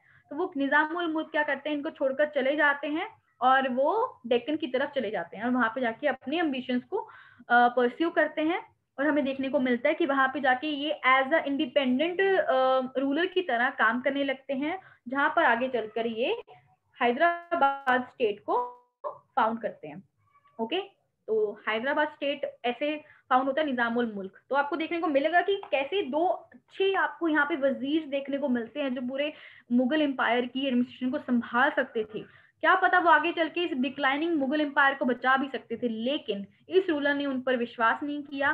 जो इतने अच्छे वजीर थे उनको इसने खो दिया, और जो निजामुल मुल्क थे वो भी इनको छोड़कर चले जाते हैं डेक्कन की तरफ, और आगे चल के वो इंडिपेंडेंट रूलर की तरह काम करने लगते हैं, जिसके साथ हमें देखने को मिलता है he founded the state of Hyderabad in the Deccan India. Okay, besides these हमें और चीजें क्या देखने को मिलती हैं? सादत खान अपनी एक अलग स्टेट निकाल लेते हैं ऑफ ओथ। मुर्शिद कुली खान बंगाल साइड में अपने आप को वर्चुअली इंडिपेंडेंट घोषित कर देते हैं, बंगाल, बिहार, उड़ीसा के एरिया में। बाजीराव फर्स्ट दिल्ली को रेड करते हैं इन मार्च 1737 with a small army of just 500 horsemen. The already declining Mughal empire received another fatal blow when the Persian monarch Nadir Shah invade करता है इंडिया को 1739 में। अब और भी ज्यादा बड़ा झटका तब लगता है मुगल एम्पायर को जब नदीर शाह का इन्वेजन होने वाला है 1739 में इंडिया में। Okay, so actually this happened during the period of Muhammad Shah. Am I clear till now? पता चला आपको कि क्या स्टोरी चल रही है, क्या कहानी चल रही है, क्या हो रहा है पूरे मुगल एम्पायर में इस वक्त? Yes ma'am. What about others? Ma'am, Yes, ma'am, yes, बोलिए. ma'am, I have a doubt. Ma'am, why the Sayyid brothers have selected Muhammad Shah as the ruler? Or what is the history behind that? Like he was the son of Shah Jahan. It was written on the previous slides. So what is the link between the Sayyid brothers and the Shah Jahan's son Muhammad Shah? Why did they favored him? देखो उस वक्त इनको फटाफट देखो rulers बनाना था उस वक्त, ठीक है. तो उस वक्त इनको जो भी सामने दिखता है कि कोई वीक रूलर है ना हमें मिल जाए जिसको हम तख्त पे थ्रोन पे बिठा सकें, जो हमारे अकॉर्डिंग काम करने वाला है. और अगर हिस्ट्री बता रही है कि that he is a very ना person with a pleasure loving ruler था, ये लूज मोराल्स वाला बंदा था, तो उनको भी तो दिखा ही होगा ना. They were experienced in this है ना kind of structure and administration part में. वो खुद एक्सपीरियंस है, उनको देख के पता लग गया होगा कि नहीं इस पर्सन को बनाना चाहिए, ठीक है. बट उनका ये डिसीजन सही नहीं रहता है और उनके अगेंस्ट हो जाता है, ठीक है. बाकी हमें इतना ये डीप में नहीं जाना है, हमें ये बैंकिंग एसएससी के अकॉर्डिंग नहीं करने, ये फैक्ट्स याद भी नहीं रखने आपको. बट ये स्टोरी आपको याद रखनी है कि कैसे सैयद ब्रदर और निजाम उल मुल्क यहाँ पर बहुत अच्छे वजीर थे जो शायद मुगल एम्पायर को डिक्लाइनिंग होती मुगल एम्पायर को बचा सकते थे, उनके एडमिनिस्ट्रेशन से बचा सकते थे. बट नहीं, ऐसा नहीं हुआ क्योंकि खुद एक एम्परर ने उन पर सस्पेक्ट किया और अच्छे से एडमिनिस्ट्रेशन पर ध्यान नहीं दिया. ठीक है, he was a very weak ruler. ठीक है, अगर उसने कैपेबिलिटीज होती, ठीक है, जैसे अर्लियर रूलर्स में थी, तो शायद बच सकता था मुगल एम्पायर, पर ऐसा नहीं हुआ. Okay ma'am. या मैं बार बार कह रही हूँ कि ये जितनी भी लिखी हुई है ना, इतनी फैक्ट्स लिखे हुए हैं, इतना ये फैक्ट्स रट्टे नहीं मारने हैं. देखो रट्टा मारने की कोशिश करनी भी नहीं है. जब आप बार बार इनको पढ़ोगे ना, ये ऑलरेडी आपको ये चीजें ऑटोमेटिकली दिमाग में बैठ जाएंगी. ये क्या हो रहा है? Who is doing this? Who is writing on the slide? Nikita, please stop doing this. I'm sorry, ma'am. It was accidental. I'm really sorry, ma'am. It's okay.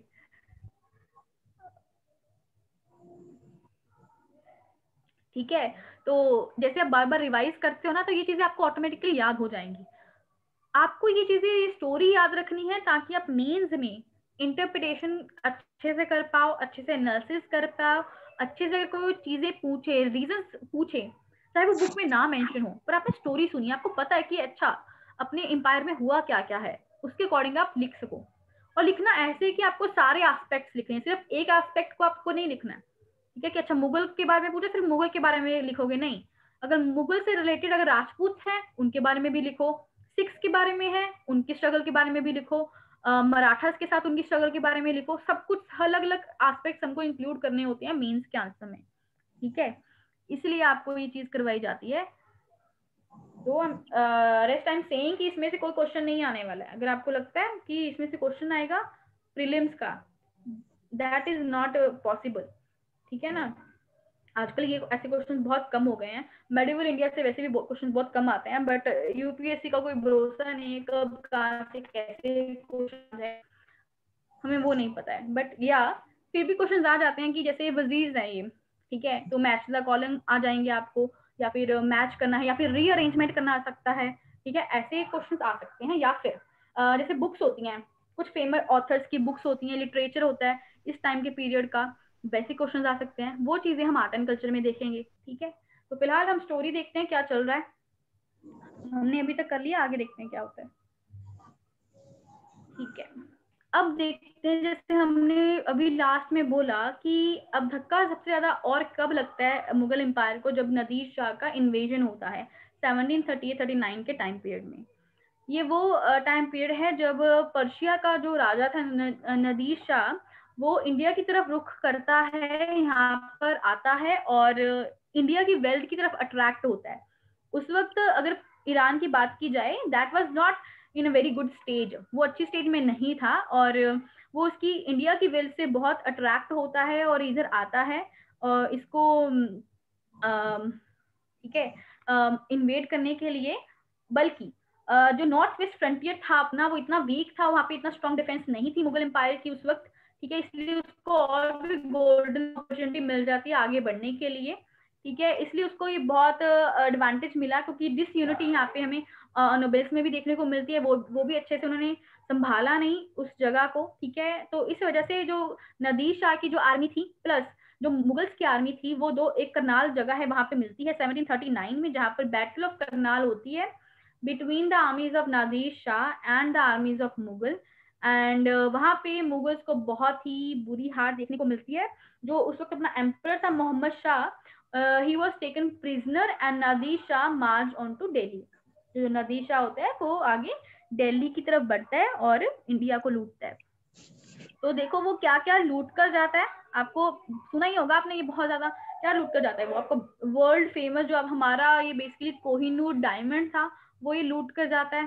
ठीक है, इसके अलावा जो शाहजहां का ज्वेल स्टडेड पीकॉक थ्रोन था, बहुत ही महंगा, अलग अलग ज्वेल्स, भारी भरकम ज्वेल्स उस थ्रोन में लगे हुए थे, उस पीकॉक थ्रोन को ये अपने साथ लेके जाते हैं। इसके अलावा ही collected more than 70 crore from the official treasury of the nobles. इसके अलावा 70 करोड़ भी लूट कर जाता है इंडिया से। ठीक है, तो बेसिकली ये साफ हमें नजर आ रहा है कि तो पहले एम्पायर बहुत वीक चल रही है, जैसे हमने और भी बात की थी कि इकोनॉमी भी अच्छी नहीं चल रही है, तो ऊपर से ये इन्वेजन हो गया नादिर शाह का, तो अब क्या होगा, हैवी डैमेजेस देखने को मिलते हैं मुगल एम्पायर पे। ठीक है, हमें बहुत ज्यादा सफर करना पड़ता है। This invasion infected the imperial finances and the economic life of the people adversely. Mughals lost strategically important territories, जो इंडस रिवर्स के वेस्ट की तरफ जो टेरिटरीज थी वो भी हमें खोनी पड़ती हैं, including the Kabul, made India once again vulnerable to the attack from north west. ठीक है, तो इंडस के वेस्ट की टेरिटरीज खोने से अब हम और भी वल्नरेबल हो जाते हैं अटैक्स, जो नॉर्थ वेस्ट से हमें अटैक्स होने वाले थे उससे। ठीक है, तो ये नादिर शाह का इन्वेजन था जिसने मुगल एम्पायर को और भी ज्यादा हिलाकर रख दिया। अब बात करते हैं अहमद शाह बहादुर की। ठीक है,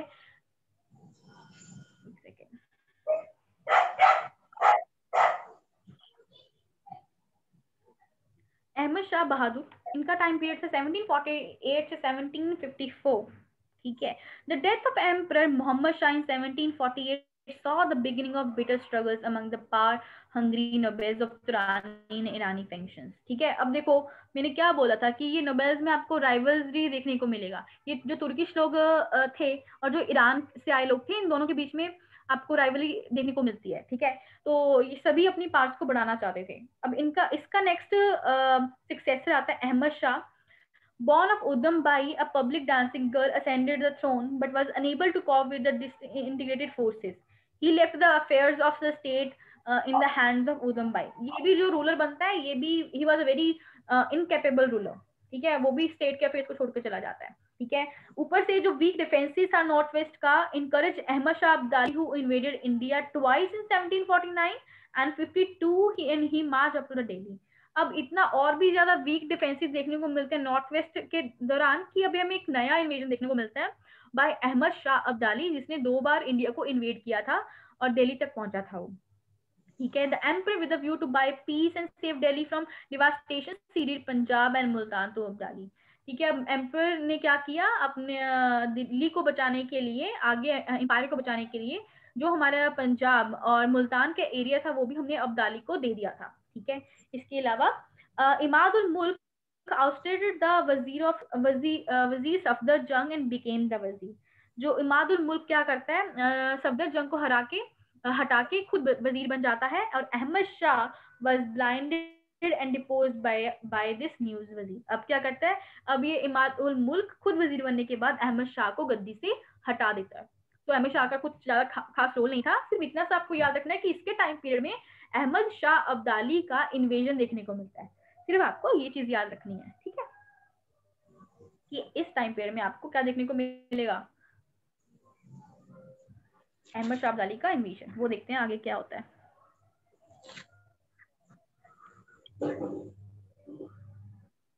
देन इसके बाद हमारे नेक्स्ट रूलर आते हैं Alamgir second.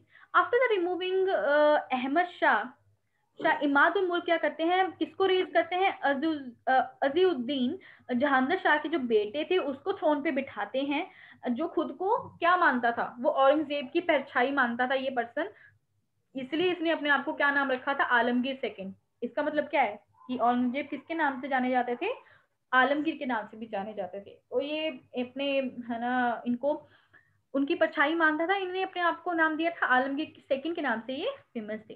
The military and financial position बात की जाए, empire during this period become worst हो गई थी to the extent that empire's household troops carried off the articles from the houses of the विजीज and nobles.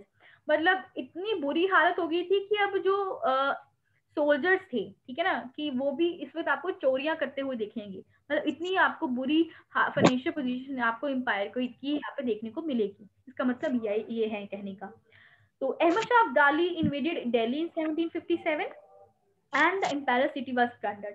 तो अहमद शाह अब्दाली दिल्ली को invade करता है और इस शहर को लूट कर जाता है, ठीक है। The relations between Alamgir second and the वजीर इमाद उल मुल्क फिर कुछ सेटिस्फैक्टरी नहीं रहते हैं, कुछ गड़बड़ रहती है, सही नहीं रहते हैं, जिसकी वजह से इमाद उल मुल्क क्या करता है, इसको भी मरवा देता है 1759। और ये वही टाइम पीरियड है इसका जहां पर आपको क्या देखने को मिलेगा, बैटल ऑफ प्लासी। तो आलमगीर के सेकंड के नाम से क्या याद रखना है आपको, ही वाज अ पर्सन जिसको जो अपने आप को औरंगजेब की परछाई समझता था, आलमगीर सेकंड के नाम से जाना जाता है। ये वही टाइम पीरियड है जब आपको बैटल ऑफ प्लासी देखने को मिलती है 1757 में।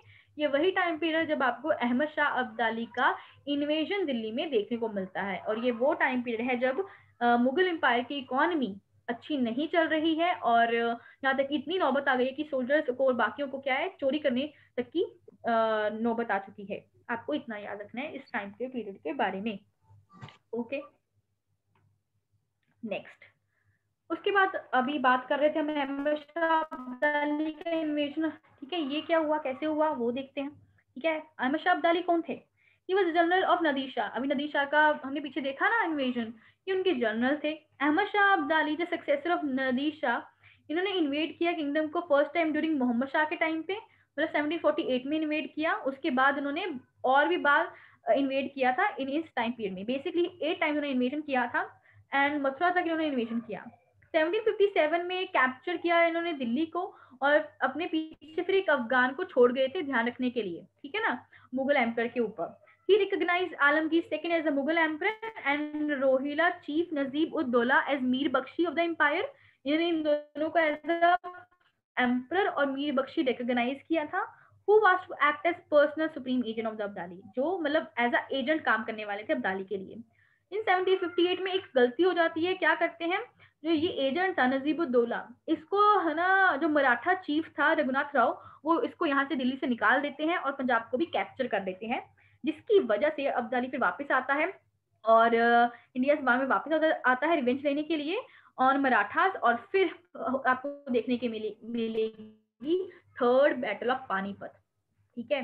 तो ये कहानी होती है कि अहमद शाह अब्दाली ने कितनी बार इन्वेजन किया है इंडिया को। इतने इन्वेजन इस पीरियड में देखने को मिल रहे हैं, तो सोचिए, एक तो पहले वीक इकोनॉमी है, वीक डिफेंस सिस्टम चल रहा है, ठीक है, तो कितना फर्क, कितना इम्पैक्ट पड़ा होगा मुगल एम्पायर पे, ठीक है। ऊपर से मराठास की एक गलती, जो उन्होंने दिल्ली से उस एजेंट को यहाँ से निकाल दिया था और दिल्ली और जो पंजाब था उसको एरिया को कैप्चर किया था, ठीक है, जिसकी वजह से अब्दाली फिर से इंडिया में आता है और थर्ड बैटल ऑफ पानीपत होती है।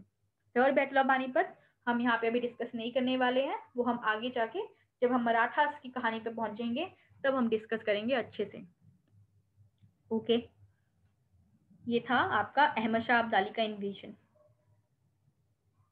नेक्स्ट आते हैं हमारे शाह आलम सेकंड, 1759 से 1806 का टाइम पीरियड है इनका। Shah Alam II ascended the throne in 1759, but the unscrupulous Imad ul Mulk did not let him sit at rest. He had to wander from place to place, helped by Nawab of Oudh, जो ओध के नवाब थे उन्होंने इसकी help की थी। ये वो time period जब आपको क्या देखने को मिलेगा, बैटल ऑफ बक्सर। ये battle of Plassey and battle of Buxar, you know that कि कितनी इंपॉर्टेंट रही है हमारी हिस्ट्री में। एंड ही वाज डिवेटेड that time, he was taken under the East India company protection लेते हैं ये, और कहाँ लेते हैं, फिर इलाहाबाद में। He issued farman to the company को फरमान करते हैं और उनको ये दीवानी राइट्स ना देते हैं। ये आपको इनके बारे में याद जरूर रखना है कि ही was the ruler emperor that time जिसने ईस्ट इंडिया कंपनी को अपने दीवानी राइट्स दिए थे, किस एरिया के, बंगाल, बिहार एंड उड़ीसा, ठीक है। 1772 में Marathas took him to Delhi where he stayed till 1803। ठीक है, मराठास इनकी हेल्प करते हैं दिल्ली तक जाने के लिए, जहाँ पे 1803 तक है। बाद में फिर से ब्रिटिशर्स क्या करते हैं, दिल्ली को कैप्चर कर लेते हैं, और इस वक्त से मुगल एम्परर इंग्लिश जो ब्रिटिशर्स थे उनके क्या बन जाते हैं, प्रिजनर्स। ठीक है, सॉरी प्रिजनर्स बोल रही हूँ, पेंशनर्स, सॉरी पेंशनर्स बन जाते हैं। ठीक है, तो मतलब कि देखो कितनी बुरी हालत आ गई है। द ग्रेट मुगल एम्पायर के जो एम्परर्स हैं वो अब ब्रिटिशर्स के क्या बन रहे हैं, पेंशनर्स बन रहे हैं। ये हालत पहुंच चुकी है। तो ये स्लाइड आपको ध्यान रखनी है, बहुत आगे इवेंट्स इसके साथ रिलेटेड है। इवेंट सबसे पहले साथ रिलेटेड है इस टाइम के साथ, और ये हिस्सा देते हैं और हारते हैं बुरी तरह से। ईस्ट इंडिया कंपनी हार जाते हैं। ये वो टाइम पीरियड है जब ये वो रूलर हैं जिसको ये दीवानी राइट्स देने पड़ते हैं कंपनी को। ठीक है, तो पूरी हिस्ट्री चेंज कर देता है। एंड फिर मराठास हेल्प करते जरूर है इनकी दिल्ली जाने में, बट फिर से ब्रिटिशर्स कैप्चर कर लेते हैं और दिल्ली को, और फिर मुगल एम्परर क्या हो जाते हैं, यहाँ से इस टाइम पीरियड से ब्रिटिशर्स के पेंशनर बन जाते हैं। ठीक है, ये 3 चीजें आपको याद रखनी है, battle of Buxar, Deewani rights and the pensioners. ये 3 चीजें आपको इस स्लाइड में याद रखनी है अबाउट शाह आलम सेकंड। अब हम पहुंच चुके हैं आज 1806 तक। आप देख रहे हो कि धीरे धीरे हम किसकी तरफ बढ़ रहे हैं, 1857 के टाइम पीरियड की तरफ बढ़ रहे हैं हम धीरे धीरे। ठीक है, हमने औरंगजेब से कहानी शुरू की थी और हम धीरे धीरे 1857 में क्या हुआ था बताइए मुझे, व्हाई आई एम सेइंग कि हम धीरे धीरे उसकी तरफ first war of Mangal Pandey का होता है इंडिपेंडेंस के लिए लड़ाई, first war of independence. Okay, ठीक है। तो अपना 1857 का रिवोल्ट होता है 1857 में, जिसमें अलग अलग लोग पार्टिसिपेट करते हैं, वो उसकी तरफ हम बढ़ रहे हैं। ठीक है, तो वो भी आपका टर्निंग पॉइंट देखने को मिलता है हिस्ट्री में। ठीक है, और ये battle of Buxar is also kind of a turning point. जब हम आगे चलकर जब हम बंगाल के नवाब के बारे में डिस्कशन कर रहे होंगे ना, तब हम बैटल ऑफ बक्सर के बारे में पढ़ेंगे। जितनी भी बैटल्स हैं और बैटल्स में कौन कौन लड़ा, कब हुई, कौन सी पार्टी थी, फिर कैसे जीते, कौन जीता कौन हारा, क्या ट्रीटीज हुई क्या नहीं, वो अलग से मैं उसकी पीडीएफ आपको अलग से दूंगी ताकि उनको रिवाइज करना इजी हो जाएगा वो। ठीक है, तो फिलहाल बैटल ऑफ बक्सर तब पढ़ेंगे जब हम बंगाल के बारे में आगे पढ़ेंगे। फिलहाल आगे चलते हैं, अकबर सेकंड। अब 1806-1837 का टाइम पीरियड है अकबर सेकंड का। तो इनके बारे में ज्यादा कुछ आपको याद नहीं रखना है, बहुत कम चीजें हैं। That he was told to give away his titles. तो ये टाइटल्स देने के नाम से जाने जाते हैं। तो मतलब काफी लोगों को इन्होंने टाइटल दिया होगा कुछ ना कुछ, उनके नाम से जाने जाते हैं। और जिसमें सबसे फेमस तो यही है कि he give title of Raja to Ram Mohan Roy. Raja Ram Mohan Roy का नाम सुना है ना आपने, जिसने सती प्रथा को दूर करने में हमारी मदद की थी इंडिया में। ही was a great social reformer of India. तो उनको जो राजा का टाइटल था वो इन्होंने दिया था। ठीक है, अब आपको पता है कि जो मुगल एम्परर्स थे वो पेंशनर्स थे, तो he asked for the increment in the pension. 1835 में क्या होता है कि जो कॉइन्स होते हैं ना, जहाँ पे मुगल एम्परर के नाम लिखे होते थे, वो भी बंद हो जाते हैं। सिर्फ इतना याद रखना है आपको, कुछ खास नहीं है इनको, सिर्फ आपको ये पॉइंट याद रखना था बस, और कुछ नहीं। नेक्स्ट हम पहुंच चुके हैं बहादुर शाह सेकंड। 1837 और 1857 तक का इनका टाइम पीरियड है। इनको बहादुर शाह जफर के नाम से भी आप जानते हो। ठीक है, तो ही was the face of revolt of 1857। इन्होंने 1857 के रिवॉल्ट में भी पार्ट लिया था। दिल्ली में जो लीडर थे रिवॉल्ट के वो यही थे। He deported to Rangoon and died there in 1862।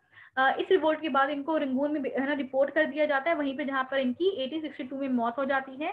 He was the last Mughal emperor and in legal terms the rule of Mughal empire came to an end in 1858 with queen Victoria proclamation. और इसके बाद जब ये 1857 का रिवोल्ट खत्म होता है और इनको डिपोर्ट कर दिया जाता है, वहां इनकी डेथ हो जाती है, तो इससे साफ जाहिर होता है कि लास्ट मुगल एम्परर थे। और 1858 में जब क्वीन विक्टोरिया अपना प्रोक्लेमेशन है ना इशू करती हैं, उसके बाद से मुगल एम्पायर एंड हो जाता है इंडिया में। So that was the whole story of Mughal empire.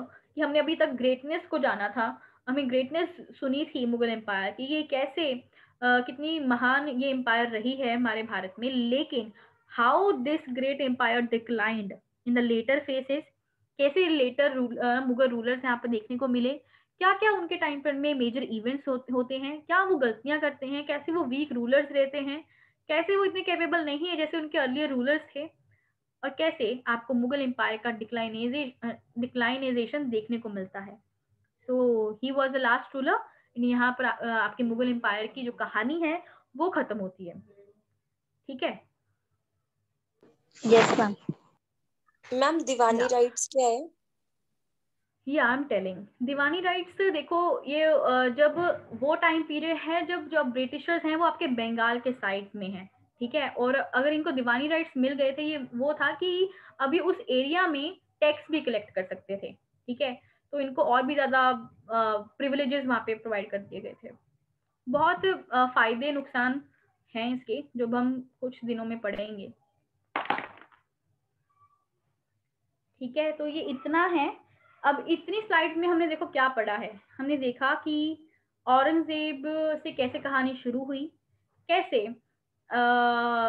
Letter Mughals आते हैं धीरे धीरे, एंड क्या कमियां रही हैं उनमें, क्या क्या मेजर इवेंट्स उनके दौरान हुए, प्लस हमने 2 मेजर इन्वेजन देखा, नादिर शाह और अब्दाली का इन्वेजन देखा कि इन्वेजन की तरफ से भी क्या है काफी डैमेजेस होते हैं एम्पायर को। ठीक है, ये सब चीजें हमने देखी और कैसे देखा कि लास्ट रूलर आता है और आपके फिर 1857 रिवोल्ट के बाद आपका 1858 के एक्ट के बाद ये कहानी खत्म हो जाती है। अब नेक्स्ट क्वेश्चन है, नेक्स्ट टॉपिक है basically the causes of decline. ठीक है, अब अभी मैं ये नहीं बोलने वाली हूँ, आप मुझे खुद बताओ कि अभी तक हमने काफी चर्चा कर ली है, आप मुझे बताओ कि अब अगर आपसे पूछा जाए कि क्या कॉजेज रहे हैं, कि क्या कॉजेज रहे हैं, क्या कारण रहे हैं, क्या रीजंस रहे हैं कि जिसकी वजह से मुगल एम्पायर डिक्लाइन हुआ, अब आप मुझे बताइए। अभी तक हमने काफी कुछ चीजें जान ली हैं, नाउ यू टेल मी कि क्या कारण था कि जिसकी वजह से मुगल एम्पायर डिक्लाइन हुआ है। Ma'am lowering the administration policies. Ma'am weak rule, instability, आपने क्या बोला फर्स्ट पर्सन ने एडमिनिस्ट्रेशन वाला point? Yes ma'am, lowering administration policies. Okay, और बताइए और क्या कारण था? Lack of trust. Ma'am, dissatisfaction by the regional kingdoms, ma'am.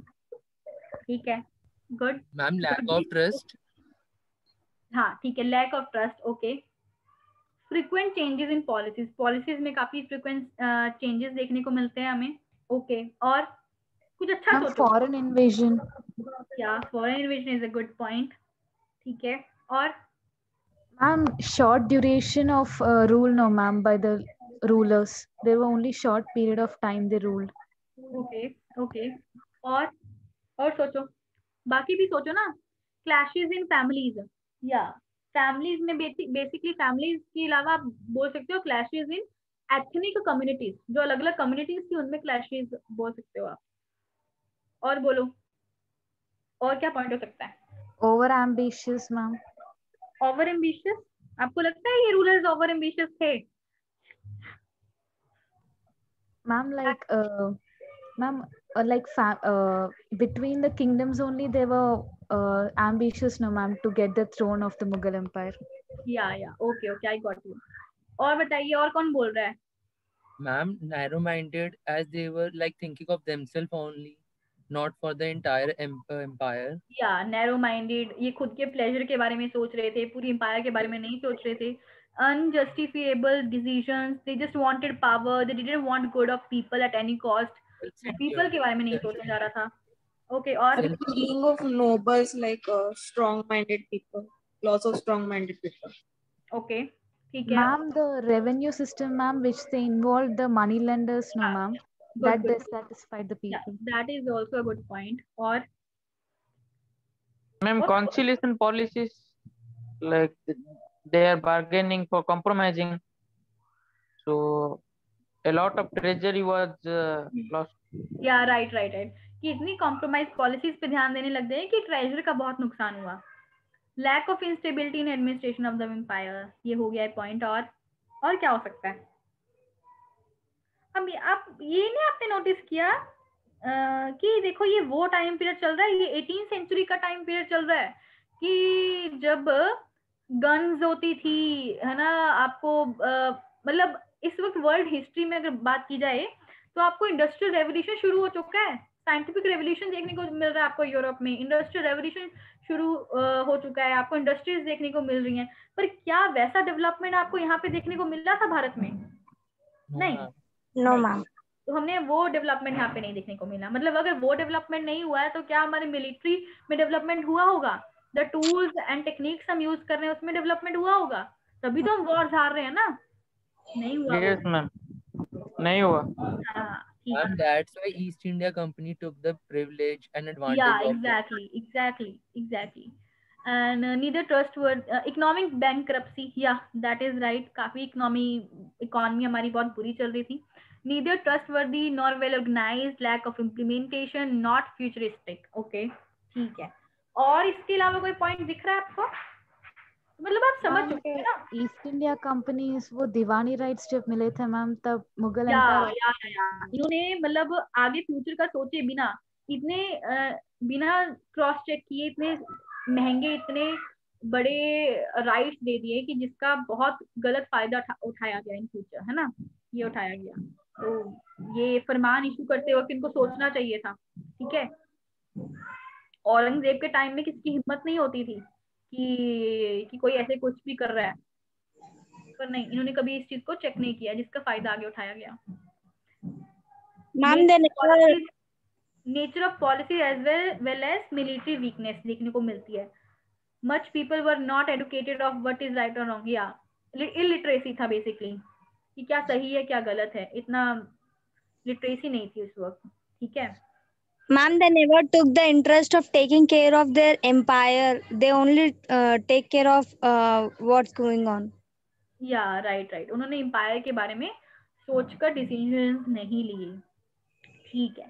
तो मतलब आप देखो, सिर्फ मैंने आपको क्या रीजंस बताए? नहीं, मैंने सिर्फ आपको ये बताया कि अलग अलग रूलर्स कैसे आए और उनके टाइम पीरियड में क्या हुआ। अब आप खुद समझ पा रहे हो कि देखो इसका फायदा क्या हुआ, आप जान पा रहे हो कि अच्छा मुगल एम्पायर के डिक्लाइन होने के कारण क्या थे। चैप्टर का पूरा नाम ही यही था। क्या चैप्टर का नाम ये था लेटर मुगल्स, ये नाम था? नहीं। क्या ये था कि हाउ द मुगल है ना came and what are the policies etcetera? नहीं, चैप्टर का नाम यही था, डिक्लाइन ऑफ मुगल एम्पायर। और आप ये खुद मुझे बता रहे हो कि एक्चुअल में कैसे हुआ। मैंने आपको नहीं बताया कि मुगल एम्पायर डिक्लाइन कैसे हुआ, मैंने आपको सिर्फ समझाया, सीरीज ऑफ इवेंट्स बताए मैंने आपको, ठीक है। अब हम देख लेते हैं कि आगे स्लाइड क्या कह रही है। Causes of Mughal empire. अब देखो, फर्स्ट कॉज तो यही हो गया आपका, वॉर ऑफ सक्सेशन। हम कितनी बार देख चुके हैं कि वॉर ऑफ सक्सेशन बहुत देखने को मिलता है। यहाँ पे प्रॉब्लम है कि कोई मेथड ही नहीं है यहाँ पे कि नेक्स्ट थ्रोन पर कौन बैठेगा। अगर ये पहले ही सिस्टम फिक्स्ड होता, क्या कभी इतने इश्यूज आते? नहीं आते। कभी कोई किसी को मरवा रहा है, कभी कोई किसी को मरवा रहा है, ठीक है ना, ये चीज होती है। शाहजहां ने अपने पापा को मारकर गद्दी हासिल की, तो औरंगजेब ने भी सेम वैसा किया। कोई अपने है ना, कोई नेफ्यू किसी को मार रहा है, कोई कुछ कर रहा है, तो मतलब ये देखने को मिल रहा है, ठीक है ना। ये लड़ाइयाँ वॉर ऑफ सक्सेशन तब देखने को मिलती हैं जैसे जैसे कि एम्परर मरता है। ये मुझे दोबारा बताने की जरूरत नहीं है, ये हमने पहले ही डिस्कस कर लिया है। इसकी एग्जाम्पल्स भी आप खुद दे सकते हो, औरंगजेब की एग्जाम्पल, बहादुर शाह की एग्जाम्पल, जहांगीर शाह, जिसकी भी एग्जाम्पल देनी हो वो आप यहाँ पे मेंशन कर सकते हैं, ठीक है। देन अगर औरंगजेब के टाइम से ही देखो डिक्लाइन शुरू हो गया था, तो औरंगजेब की पॉलिसीज कैसी थी? आपको पता है कि औरंगजेब काफी कट्टर मुसलमान रहा है, ठीक है ना। अगर सबसे बोला जाए कि ही was the very harsh, very, और क्या कहते हैं, एटीट्यूड वाला था वो पर्सन। एंड जो कट्टर मुसलमान होते हैं ना, जो अपने रिलीजन की फेवर करते हैं, तो इनकी पॉलिसीज बहुत हार्श रही हैं। ये सिर्फ अपने जो मुस्लिम लोग थे उनकी तरफ ध्यान देते थे। इनके टाइम पीरियड में हिंदू जो लोग थे उनके ऊपर बहुत एक्सप्लॉयटेशन हुआ था।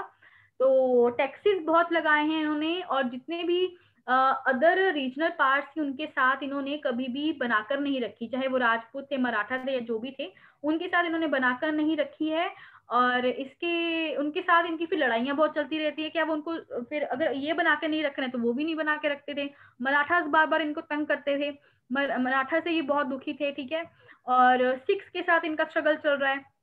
आपको पता होगा कि जैसे जो सिख्स के जो 9वें गुरु थे, ठीक है, 9th गुरु थे सिख्स के, श्री गुरु तेग बहादुर जी, ठीक है ना। जब औरंगजेब ने ये जानबूझकर सबको मुसलमान बना रहा था, हिंदुओं को मुसलमान बना रहा था।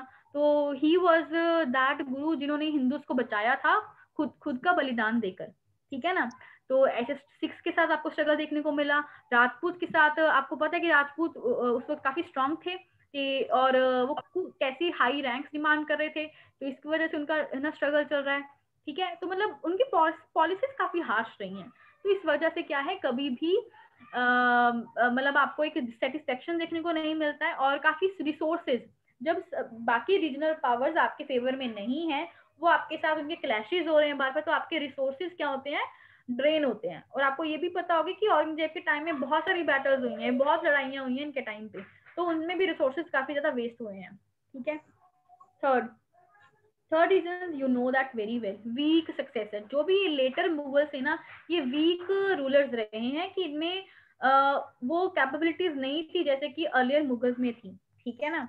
They were not the strong rulers, ठीक है, और खुद डिसीजंस नहीं ले पाते थे, ठीक है। तो ये प्रॉब्लम था ये। नेक्स्ट क्या कह रहा है,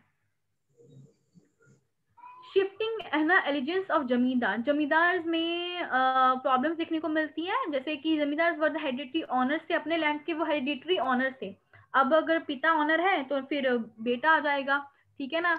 तो बेसिकली ये वो लोग थे जो हमें रेवेन्यू वगैरह कलेक्ट करने में हेल्प करते थे, और ऊपर से हमें ट्रूप्स देते थे, जैसे मैंने बताया कोटा फिक्स होता था, वो सोल्जर्स बना के रखते थे, जब एम्पर को जरूरत होती थी उसमें हेल्प करते थे, ठीक है। तो इस टाइम के पीरियड में, लेटर टाइम मुगल पीरियड में आपको क्या देखने को मिलता है कि इनकी लॉयल्टीज में आपको मतलब है ना कमी देखने को मिलती है, ठीक है ना। और यहाँ तक कि जो जमींदार हैं वो भी नोबेल्स वगैरह की हेल्प करते हैं, और जो वीकनिंग हो रही है एम्पायर की उसका फायदा उठाते हैं, ठीक है। उसके बाद जागीरदारी क्राइसिस। मैंने बोला था कि जो नोबेल्स होते हैं उनको आप उनकी सर्विसेज के अगेंस्ट क्या करते हो, उनको आप जागीर देते हो, मतलब लैंड देते हो।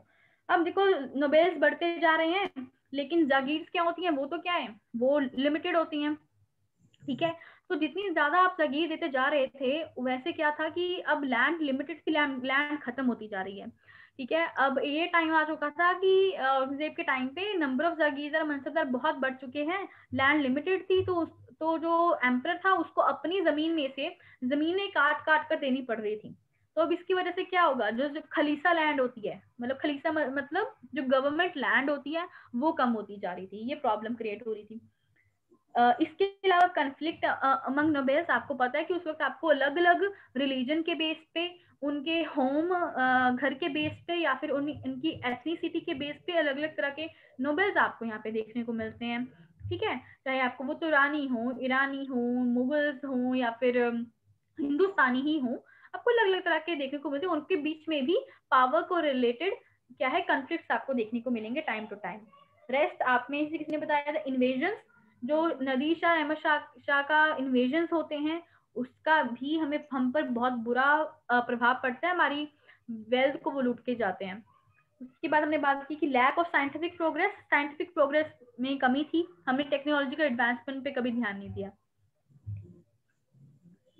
इसके अलावा राइज ऑफ रीजनल एस्पिरेशंस, जो रीजनल पावर्स थी, रीजनल पावर्स जितने की बात की है हमने, सिक्स हो गए, मराठा, जाट, औरंगजेब के समय से ही देखो, जो औरंगजेब ने इनके साथ बनाकर नहीं रखी, तो वो तंग करते रहते थे इनको। जब औरंगजेब की डेथ हो गई, उसके बाद लेटर मुगल तो उनको संभाल ही नहीं पाए, ना तो उनके साथ अलायंस बना के रख पाए, ना ही उनको संभाल कर रख पाए, ठीक है। तो इसकी वजह से भी आपको रीजनल पावर्स में राइज देखने को मिलता है, ठीक है।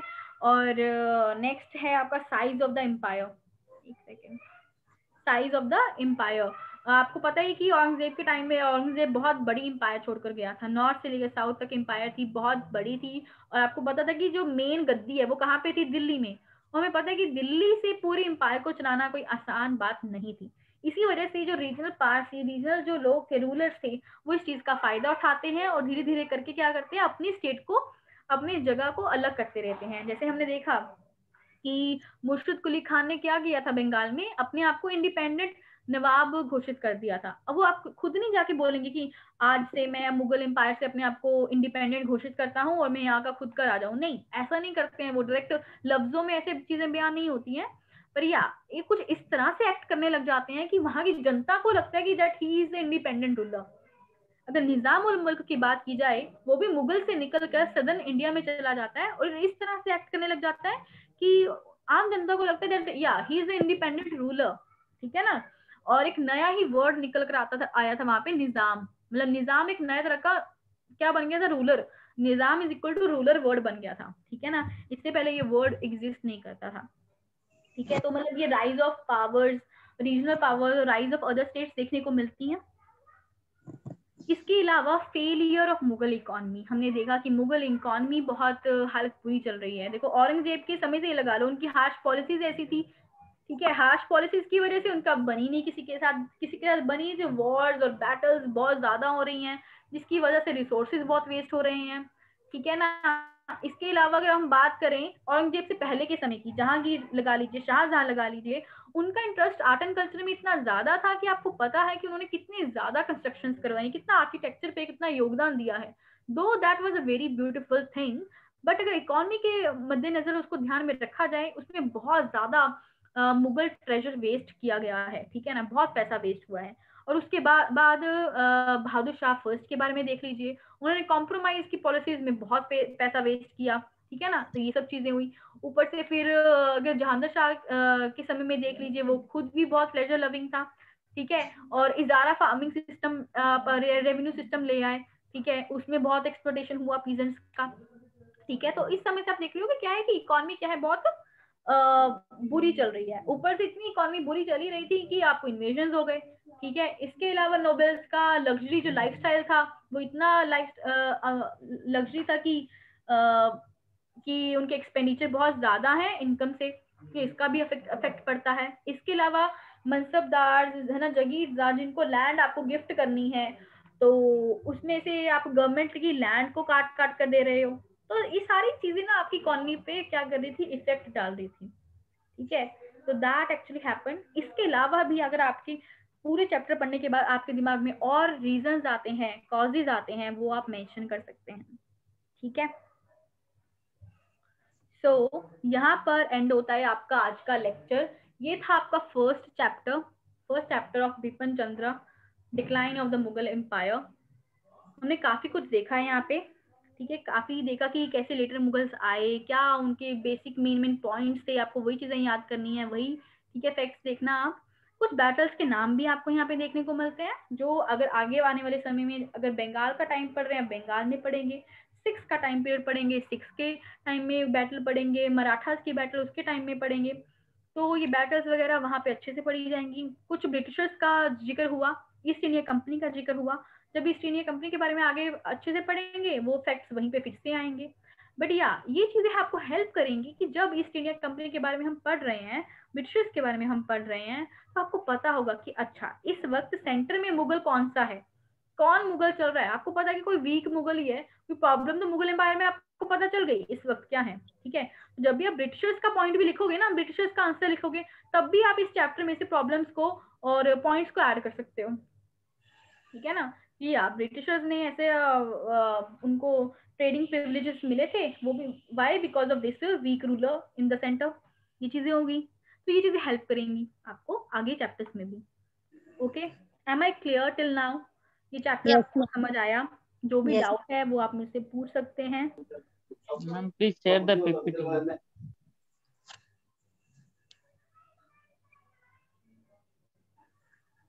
yes, Ajit, I will share this PPT in the channel. ये जो टेलीग्राम चैनल है, यहाँ पर आप ज्वाइन कर सकते हैं। आई थिंक किसी ने चैट बॉक्स में भी शेयर किया था। मैंने शेयर किया था। ओके ओके ओके, ठीक है। तो वहां पे मैं ये आपको नोट्स शेयर कर दूंगी, ये पीपीटी में शेयर कर दूंगी आपको। जैसे ओके कई मैम, बच्चों को डॉग चाहिए था ना, some people are it's comfortable okay with the ma'am, dog part, है ना। इट्स तो मैं ओके। आपको डॉग भी शेयर कर दूंगी, बट उस डॉग को शेयर करने में मुझे वक्त लगेगा, ठीक है ना। वैसे ज्यादा वक्त पीपीटी ओके नहीं। Ma'am, ma'am actually PPT sir okay ma'am, can manage.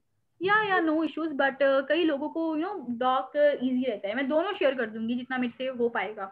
But first मैं अभी ये जो पीपीटी कुछ ही देर में शेयर कर दूंगी, ये आपको रिवाइज करना है, एंड यू नो दैट कि इसकी रिवीजन के बाद मैं इसका टेस्ट लेने वाली हूँ, ठीक है।